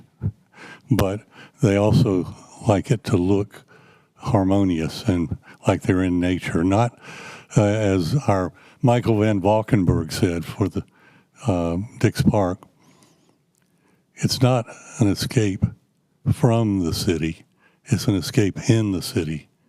And I always thought, that sounds clever, but what the hell does it mean? But I think it means in your backyard. I heard that word tonight and I loved hearing it. I think we're really on an important track here. All right. I'll renew my second with the additional language. So motion's been made and seconded. All those in favor? Aye. All those opposed? All right. Resolution passes. Congratulations, Kate. Congratulations, SWAT. Congratulations, Charles. Thank you for all the work that you guys did on this. So as Doug has said, this, I think, changes the game for trees in our city. So this is great. All right. Next on our agenda is project update on, ironically, April, on cooperation between Raleigh Parks and the Wake County Public School System. So, it's Ken's, but it's almost like you anticipated that. It'd be mine. Is this where I get to steal their joke and go, that's a tough act to follow? So let me see if I can bring up a PowerPoint here, because there we go. So some of you, and Jeff confirmed this the other day, I'm not sure how many of you were here when we had some folks from Broughton High School come a couple years ago and talk about the need for athletic space proximal to their high school, and the question of what we had available to us within that part of Raleigh. So we kind of left that with, we're working on it. And the reality is we have been working on this for a while. Shasheen has left, but I wanted to shout out the work that she's been doing with me. So we've been meeting with Wake County Public School System for a couple years now on how we can address needs that both advance the Raleigh Park system and advance the needs of Wake County Public School System. So I'm going to take a couple minutes today to introduce you to the work we've been doing. So outline, introduce the project scope, how it's benefiting the public, next steps, and questions that you may have for me. So one of the things I have a picture here is we have a growing youth girls softball program. I was just filming Stephen in the other day. Spring registration, we continue to eclipse numbers that we've had. About 1,700 youth have registered for our spring season that includes baseball, softball, and flag football, which requires athletic space. So to give you a little focus on the park, this is Fred Fletcher Park, and it has lots of lines on it. When I started with the city of Raleigh, I was like, oh my, and thank you, Stephen, for you might want to label what all those lines mean. So I did. So we're going to work from east to west. So I'm going to start with the tennis court area, clearly owned by the city of Raleigh. We're going to go to the middle area, clearly owned by the city of Raleigh. Here's where it gets a little bit squirrely. On the western side of the property, there are three pieces that bisect that multi-purpose field that are owned by two different entities. One is owned by clearly just the city of Raleigh. There's another piece that is owned by the Board of Education, and then there's another parcel that is owned by both of us. So right now we have a designated multi-purpose field up there, and if you look down there by the tennis courts, once upon a time that was a softball field. So the original master plan and development plan that was executed with Wake County Public School System in 1990 was a development agreement that identified that there would be use of space on the park and also actually with Broughton High School to find to maximize athletic spaces. The agreement was updated in 2013 with a joint use agreement, and at that point, we actually dropped out the lower field, and that's mostly used just for programmatic purposes. Now, what we've been working on since then is the need to address some athletic concerns that they have. One, I will share with you that they don't have a girls' softball team for their home school or their home field for their girls' softball team. They don't have a space there on the campus. It's landlocked. For those of you who are familiar with Broughton High School, there's not a lot of development that can happen around there. They actually play their home games with us, but they play them over at Oakwood High School, Oakwood Park. Wow, high schools and parks. We'll get them straight. So they play their games there, but they still use this space here has been their practice space for band, preseason drills for football. It's been their space for soccer and lacrosse. And then it also is a space that has supported the public. If you go on the last picture, we also use the bottom space programmatically in a multi-purpose field. We let the infield grow in at that point because we had a need for multi-purpose space in this area of Raleigh. So as we stepped into this project, we were like, how can we work together to meet both the needs of it? So the other part of the project that I want you to understand as we go through is Wake County is going to fund the improvements to the park. So we're going to be talking about, I'll just jump here. So this is the proposed concept. And they will build a lit softball field on the northwest corner. And they will build us a restroom, which is item number 3, just outside of left field as you look at that plan. And they will also build a regulation size field down where that, I was showing you where that original softball field was. Now, these will be funded by Wake County Public School System to be able to do that. In alignment with this project, we're going to invest in our playground, which could desperately need some investment. I will just be transparent there. And we're also going to pull the picnic shelter up out of what I call the valley to make it proximal to the playground. This will increase connectivity within the park for both pedestrian and ADA accessibility. So that's going to be up where you see that where it says Stumphenge. That's up where the playground is in our current state. So what the project, I'm going to go back over to item number 1 over here, which will be a regulation size girls softball field. It will be fenced, it will be lit, it will have dugouts. We also recognize there's not a ton of parking at Fletcher Park. So that is why you see that blue dashed line as they work through their DPI standards. How do we leverage the parking that already exists at Broughton High School? They've new crosswalks that now go across St. Mary Street to be able to get folks from their parking lot over to ours. If you also think about it, how do we store their equipment so they can bring their equipment from the school across there, easy accessibility for their students to come back and forth there, for their student athletes to be able to use that space. Orientation was key for us to be able to do that. Not included in my presentation, but I identify you now as lacrosse right now. Everyone's lining up with a ball that goes into those townhouse apartment complexes and businesses back there. Orienting it this way will actually be playing out into the park area instead of having the balls coming back in there. The key, one of the other things is Stephen has helped support me through this project is they will also be paying to light the field, which is not consistent with their standards in order to meet a need of ours, which because we would use the space outside of the school time, evenings, a lit field is a very high need for us when you think about the change of seasons in the fall. And actually, as we get started into the spring season, we also reminded them that might be advantageous for you because for those of you who follow high school sports, they're practicing right now. And it's better, it's lit at 6 o'clock, but it's still beneficial for them to have the lights. So they were able to move that opportunity along. Coming across there, you can see item number 3 out there. That is the restroom, desperately needed. If you've frequented Fletcher Park, it's absolutely one of my favorite. I still have pictures of my kids getting pictures out in the plants out there. We do not have an outdoor restroom. We do everything from weddings to special events to yoga classes, to just people who walk through the park and enjoy the space there for the flower and the fauna that we have in there. So having an outdoor restroom is a pretty substantial investment for us that they also need. Again, the proximity of that, we would like it further into the park. The reason is in this location, per their standards, they have to have it within a certain distance of their spectator seating. So we got them to concede, can you push that as far as possible into our park to be able to have us have access for that? And then I'll move down to item number 6 and 7. So that is taking the space down there that is the current, was a softball field. It's already defined as an athletic space, rectangling that off and create a regulation size space that would be able to support their field sports. As you go through here, one of the things that I want to make sure most people in Raleigh don't know with Raleigh Park System, we've constructed one regulation-sized multi-purpose field in our entire park system, and that is at Buffalo Road Park. The only other one that we have that is a regulation size is a converted open space at Kiwanis, and that was something as we did to address this need. The other things is, as Zach spoke to it from a different perspective, I will speak to it from a green space to be able to do active play. There isn't a lot of it in downtown, and we're actually getting more pressed for it. We currently have a lease with Raleigh Housing Authority for the field over there. That has switched to a year-by-year relationship to us. So there's potential development that we could lose that space. So if you think about the density of growth that is happening in the downtown area, having areas to just go run, play, do things is really important to us. It will be natural grass, and it will be unlit. That's also intentional. So it can support the school system, but we also want to make sure we don't really compromise the kind of the vibe of the community, for lack of a better putting it. Very active neighborhood complex across there, but we don't want people out there necessarily playing till 11 o'clock at night, but we can still use it a ton programmatically for our own purposes in that spring and summer season. One of the things that I'll just get to at the end is you'll see our Challenger football program, which is one of my favorites. We talked about it before. They go up and play at Millbrook Park.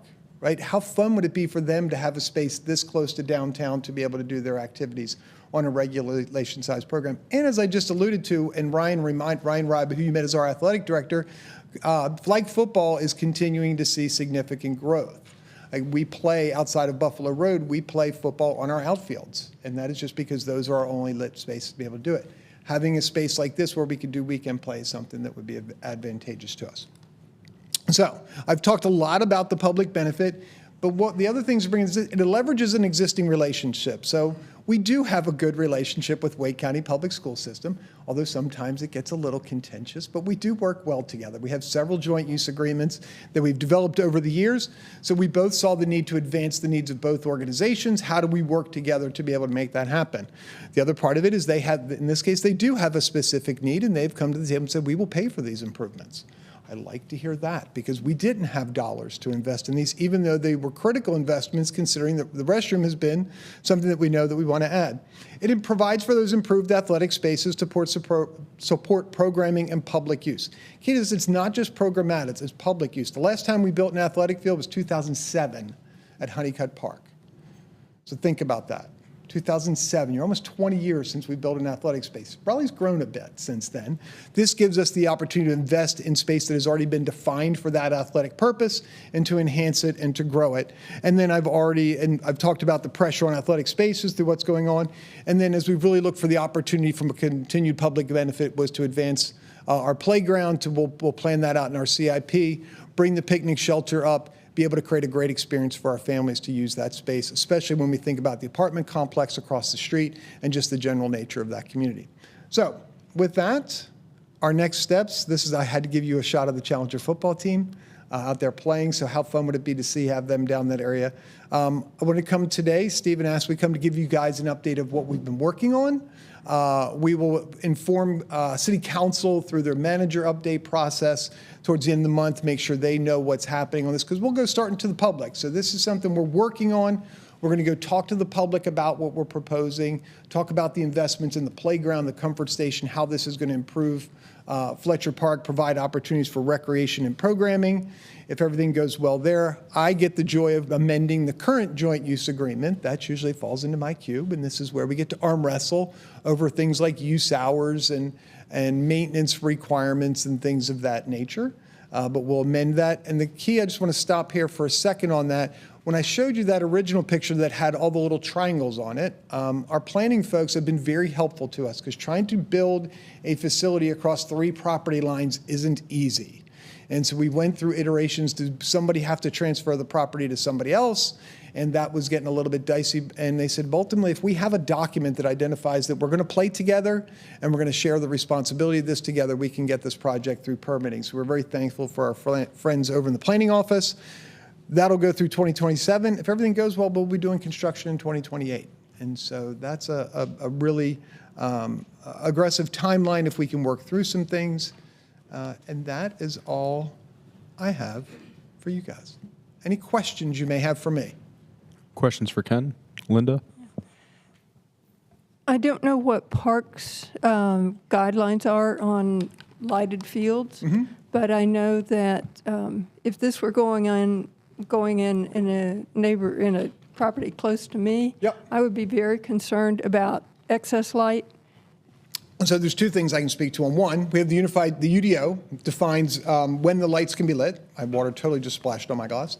And we use a system, it's the shielding. So it's absolutely looks to downcast the light so that it does not cast over. So part of our lighting process is they ask you to take in this, I'm going to speak planner speak, so Sheen's not here. Essentially in the site plan, they'll ask you to do a foot candle assessment, and they will put the light poles on the design, and they will ask you to do a light spill, so they will show how far the foot candles will extend out from the project, and that will be defined by how far they can go. So for exactly your question, we don't want to impact the adjacent neighborhood, so they will make sure that, so the shielding, we can actually make sure it does not impact there. Yeah. All right. Kate? And the other field, The lower field? Yeah, the lower field. So that one will be natural grass. It won't be like tended turf grass or. It will not. Both of them will be natural grass. Any other questions? Kara? Yes, Kara.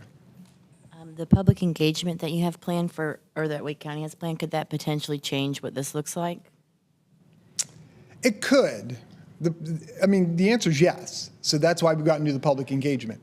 In terms of reconfiguring space, you only have so many things. So if it changed, it would have to be a substantial either shrinking of things. Relocating would be hard. Like it could change orientation, could change. But that's why we do public engagement. So it was interesting just having a conversation with staff, presenting to you as to what we've developed as concepts with Wake County, just like our own projects. We go out to the public and we talk to them about what we want to do, and we hope we're successful, but we also want to make sure we can be successful and meet their needs as well.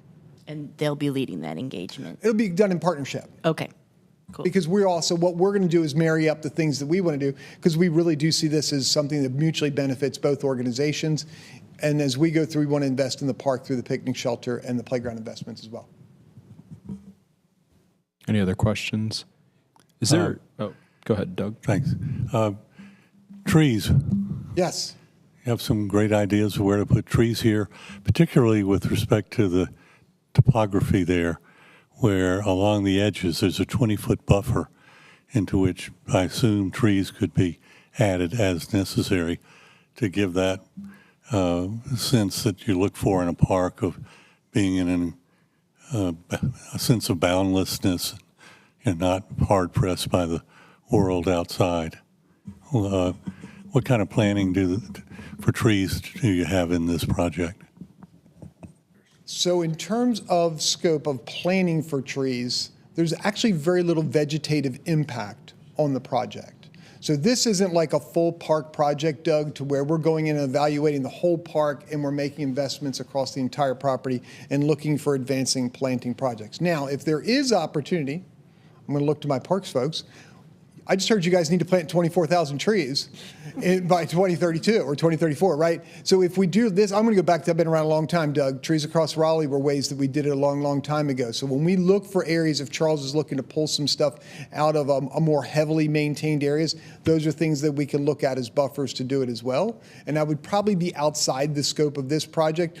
One of the things that Steve and I have had to wrestle through with this project is, since it is being funded by the school system, it has to enforce, I'm going to go through the Department of Public Instruction standards and what their dollars can be used for.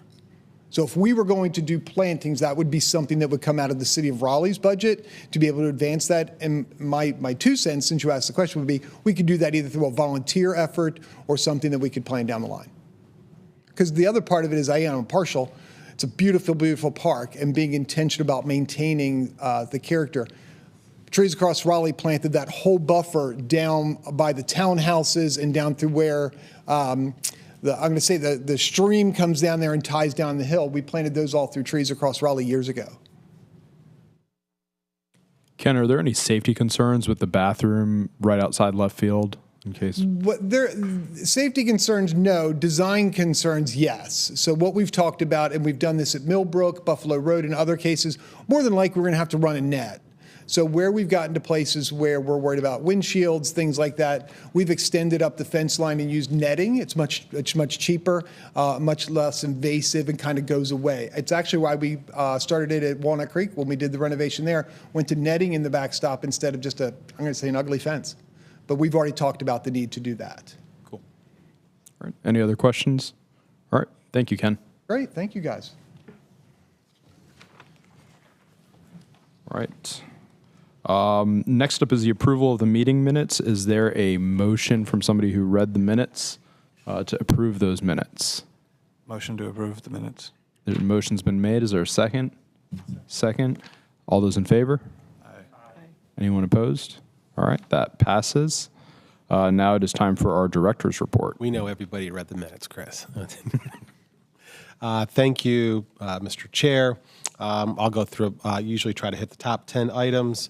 As Dix Park continues to evolve, the Western Campus will see substantial change in 2026 with the removal of all buildings returning to green space, except for the Flower Cottage, so the small white cottage on the western portion of the campus. All the rest of the state buildings will be abated and then demolished. And we awarded a contract to a construction company in the amount of $3 million to undertake that work.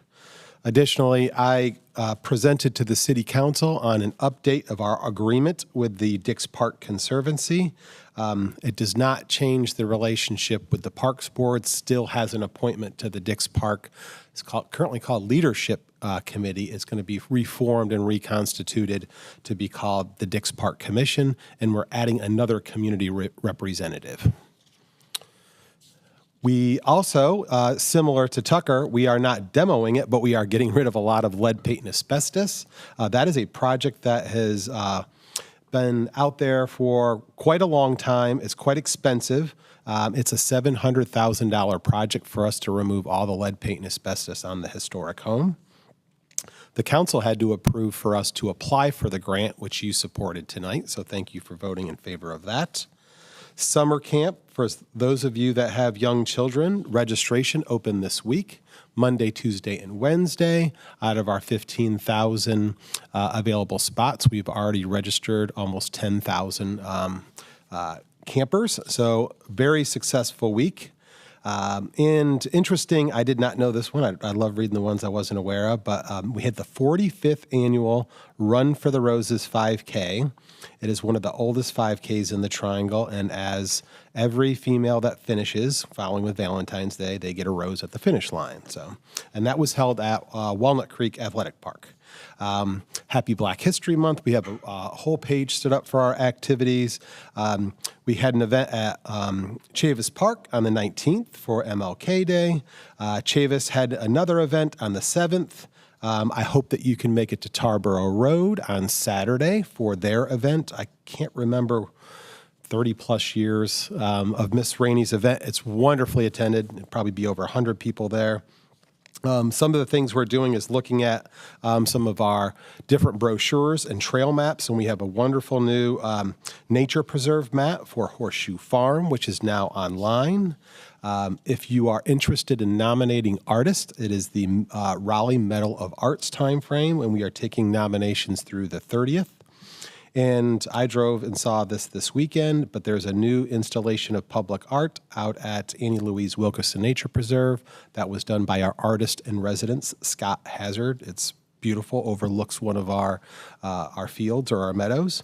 And if you noticed all the people outside when you came in, it is the block gallery opening, and it also coincides with the Quilters convention, which is at the convention center. So we're taking a big leadership role in as a department in the city to make improvements to Fayetteville Street. And not only through improving some plantings, but looking at how we can provide more visual public art and activations along Fayetteville Street. So our art staff is working with the Raleigh Planning Department. If you have not noticed, we have partially closed Pullen Park and we have drained Lake Howell, which is a really interesting thing to see, not seeing water in Lake Howell. We've initiated construction at Green Road Park, which was one of your park bond projects. And mark your calendars, on March 26th, we are having a large open house celebrating all the 22 bond projects that have currently been initiated, so we can see the updated designs that may have been further advanced since you all saw them. It's going to be a celebration. I think we're going to have DJing and food, but it's called From Bond to Beyond. It's an open house, and it's at the chapel. And let's see, and then we have a job fair. If you know someone that is looking for a job, we are having a job fair on March 19th. And what time is the March 26th? The 26th, The Park Bond celebration. I believe it's 6. What's that? 4:30 to 7:30. Thank you, Daniel. And the last one is, if you haven't been by Dix Park, I encourage you to see the In Living Color exhibit. It's amazing artwork that will be up throughout the month of February. And that's actually, we have 2 things for the group. We have Nash Square, that was referenced earlier by our forester. We're looking at a public realm study, which includes looking at the canopy, the walkway, and ADA compliance. So we want at least 2 park board members to be on the, what we would literally like a CAG, to help inform what goes on at Nash Square. So I think Chris will look for nominations for that during his report. And then we were asked by the community to look at the Crosslink property, which is adjacent to Biltmore Hills, so a Biltmore Hills master plan update. We also need 2 park board members for that project. Yeah, that's right. So if you're interested in either of those projects, you can either connect with me after the meeting or with Giovanna. We do need 2 people, but there's plenty to go around. We will circulate, well, actually, it's in the director's report. There's links to both projects, so you can see the web page and the scope of work. Any questions for Stephen? No? All right. Thank you. All right. That takes us to committee reports. First committee is the Parks Committee. Bob and Carrie. So we had a great microphone. Let's use my command voice. We had a great opportunity to really get a review of the master plan for the Forestville Road Park. I think a lot of us have taken some tours out there, so it was helpful to really have that as a background to seeing the beginning part of the first time of bringing that before the group. We probably talked for more than an hour to kind of talk through a lot of the details, but just without giving too much away, because there will certainly be a presentation, but I took away a couple things that were of significance to me. As I enjoyed the concept that there was an interpretive loop. That's the way I'm going to phrase it. It's integrated within the park. Since the point was made, and I hadn't thought about this, a lot of people like to do a loop of something. So I did 2 loops, so I did 2 miles or whatever the point may be, but that's a good way to be able to give an opportunity. Some was going to be graded, some was going to be a different type of material. It's a good way to connect with almost everybody. The cabin was also something that was talked about, and I thought it was an interesting way to look at it from a almost artistic. They have done a different review to determine that it really is very challenging and costly to try to refurbish in total. So it's going to be reinterpreted. Depending upon where you stand, you'll see different parts of the cabin, but there'll be a way to highlight some of the history and the things around the cabin as a way to be able to remind people what was there, who lived there, what types of things could they have experienced. So I thought it was a very insightful way to keep some history, but still be realistic about what's in the realm of the possible. So those are some things that will be highlighted, but I look forward to bringing that in front of the entire board. All right. Thank you, Carrie. Any questions for Carrie or Bob? No? All right. Thank you. Fred Fletcher Committee, April. So we met at the Kiwanis Club on Tuesday night. We had a lovely time hashing out some different things. And so I still can't tell you who the winners are, but we did come to all of that. But we did decide to offer 2 awards. So the Outstanding Park Volunteer, we're going to have 2. One in horticulture and one in landscape. So we had a spirited discussion about that. We also moved a group from the financial contributor to Award of Excellence. So those were the two things that we had a lot of discussion about. And then just for updates for dates, March the 13th from 4 to 6, all of the winners who will accept will be able to take pictures and headshots. And if anybody on the board wants to do that, you're welcome to do it on that day. Or you can wait like we usually do right before the ceremony, but we just wanted you to know that that is available. And as soon as everyone is agreed, there'll be more information. The formal invitations will be sent out in April. And on April 22nd, all of us should have decided which category we want to present and to have contacted our winners. And you'll get more information about that. You need to RSVP by April 28th. And we're super excited about another Fletcher Awards. All right. Thank you, April. Any questions for April? This screen going out, somebody's really making a strong case for a new municipal center, aren't you?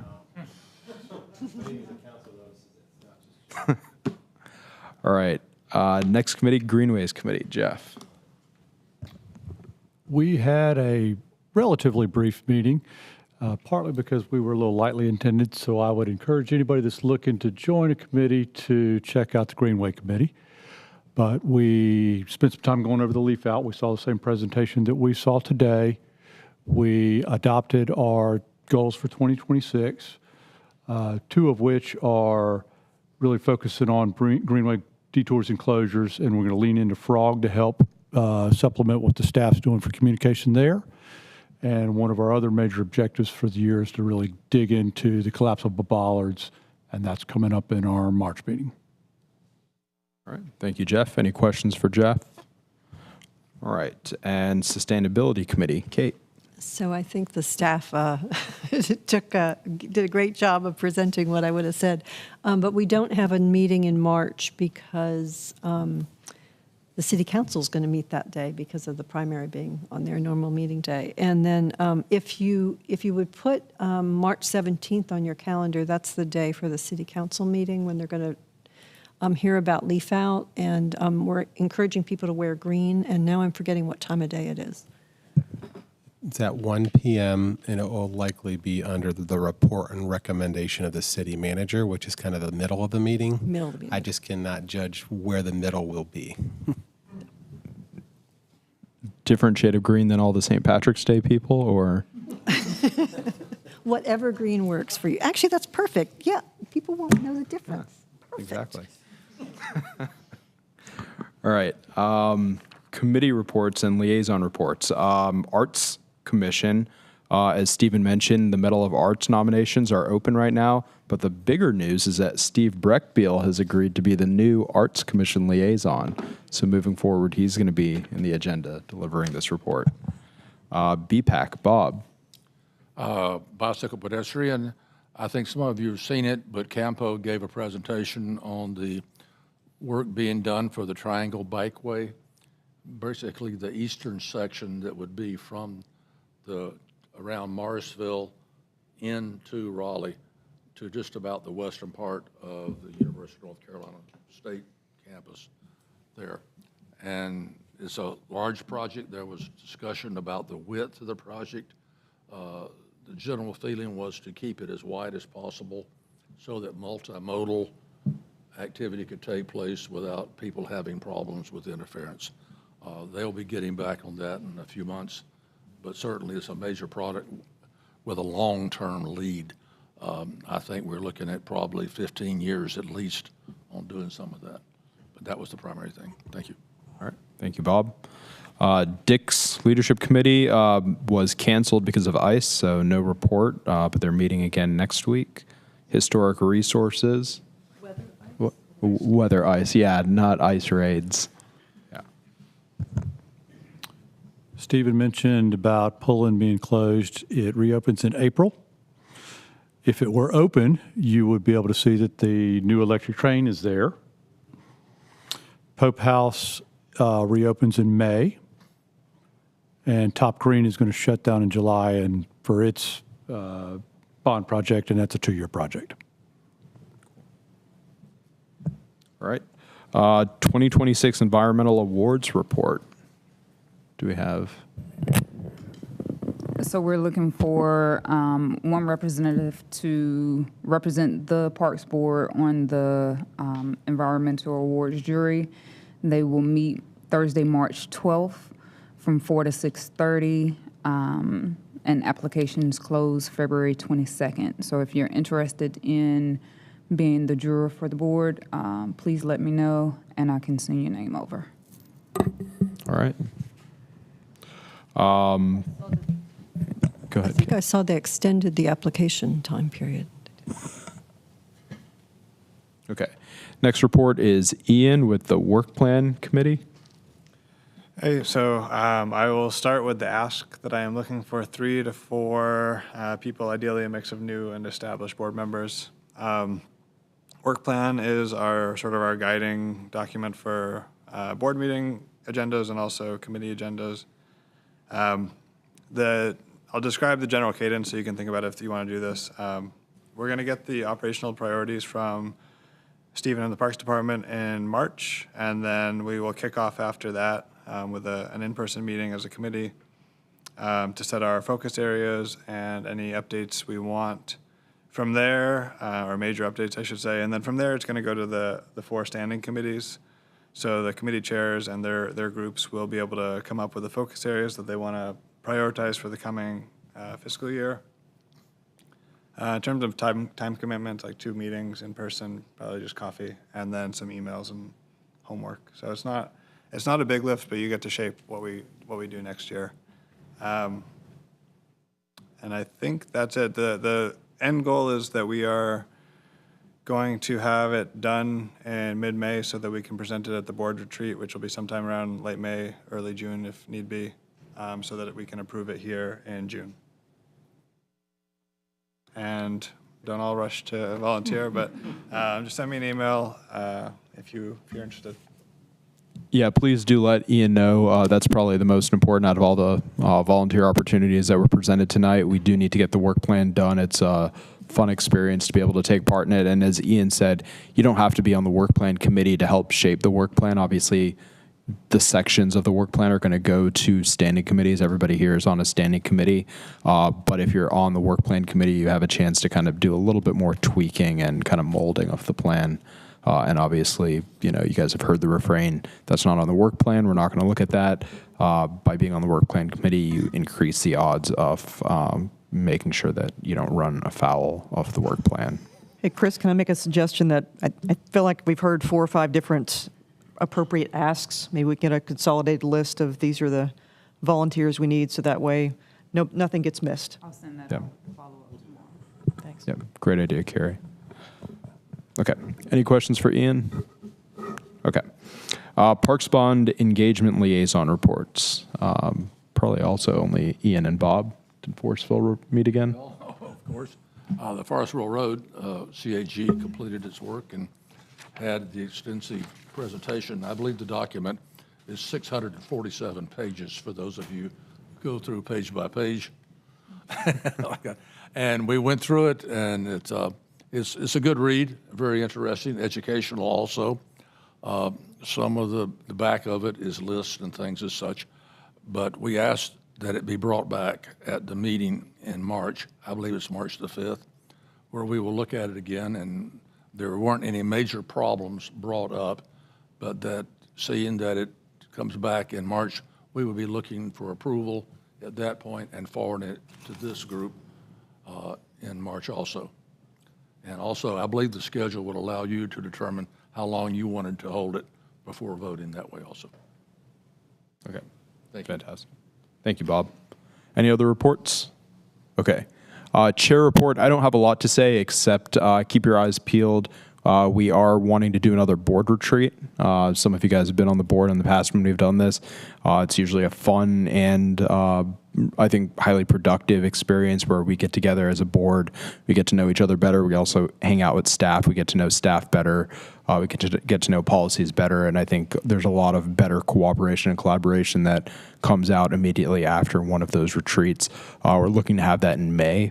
When in May, we're not quite sure yet, but just start looking at your calendars and try to hold weekends if you can. So that's all. Any other board comments or topics of discussion? Anybody want to say anything? Ian? So I've been thinking tonight about how to say this, and I thought like the easiest way to set the feeling is like going back in time to before smartphone navigation, before the little GPS Garmin units. Like when you took a wrong turn driving somewhere new, and you sort of got that slow sinking feeling that you've made a wrong turn and you're not where you mean to be. That's sort of how I've been feeling about the Biltmore Hills Tennis Project and the direction it's gone. And I used to play tennis in high school. I can think of the school in our conference that had the new courts and the old courts, and the second and third doubles and the JV players were relegated to the old courts. They weren't bad, but they weren't as good as the new courts. I can think of the other school that had the courts. I'm so sorry to interrupt you. Can you pull to the mic a little bit so the people in the back can hear you? Yeah. Yeah. Okay. Good. Because they're still here, so I just want to make sure they hear. And like the other school with the courts that had, you know, cracks and puddles, and I think if you don't play tennis, you don't know that a puddle on a court is a really bad sign, because it means that there's slight dips, and that means it's not just a matter of skill versus skill, there's luck in where the ball bounces, and you don't want that in a game. And that's sort of those two things seems to be the direction that the Biltmore Hills complex is going in, that there's going to be new and good courts and old and not so good courts. And so, you know, I know that it's extra work to go back to do either redesign or at least think about something, but it's not unheard of. I know that there was a project recently where one of the city council members asked for a water feature, and it was added and the budget went up, but that was what the community asked for. And so all of this is to say that I want to make a motion that we request that the city council review the Biltmore Hills project in light of the public feedback and consider a revision to the project plan that will include a rebuild on the existing courts and incorporation of a park structure for on-site staff. Second. Okay, a motion's been made and seconded. Any feedback on that motion? All right, all those in favor? Aye. All right, all those opposed? Can I make one thing as a suggestion, if possible? Could we look at having our retreat at Biltmore Hills? Would that be appropriate? It would certainly be an opportunity for many of us to have our first visit and get some hands-on and some walk-around time. I've been there a number of times, but I think most of us haven't been. If it was available, if not then, maybe at some time in the near future. Thank you. Yeah, that's a good suggestion, Bob. Let's look into that offline. I'm not opposed to that, but let's vote on the motion first. All right, motion's been made and seconded. It's been approved.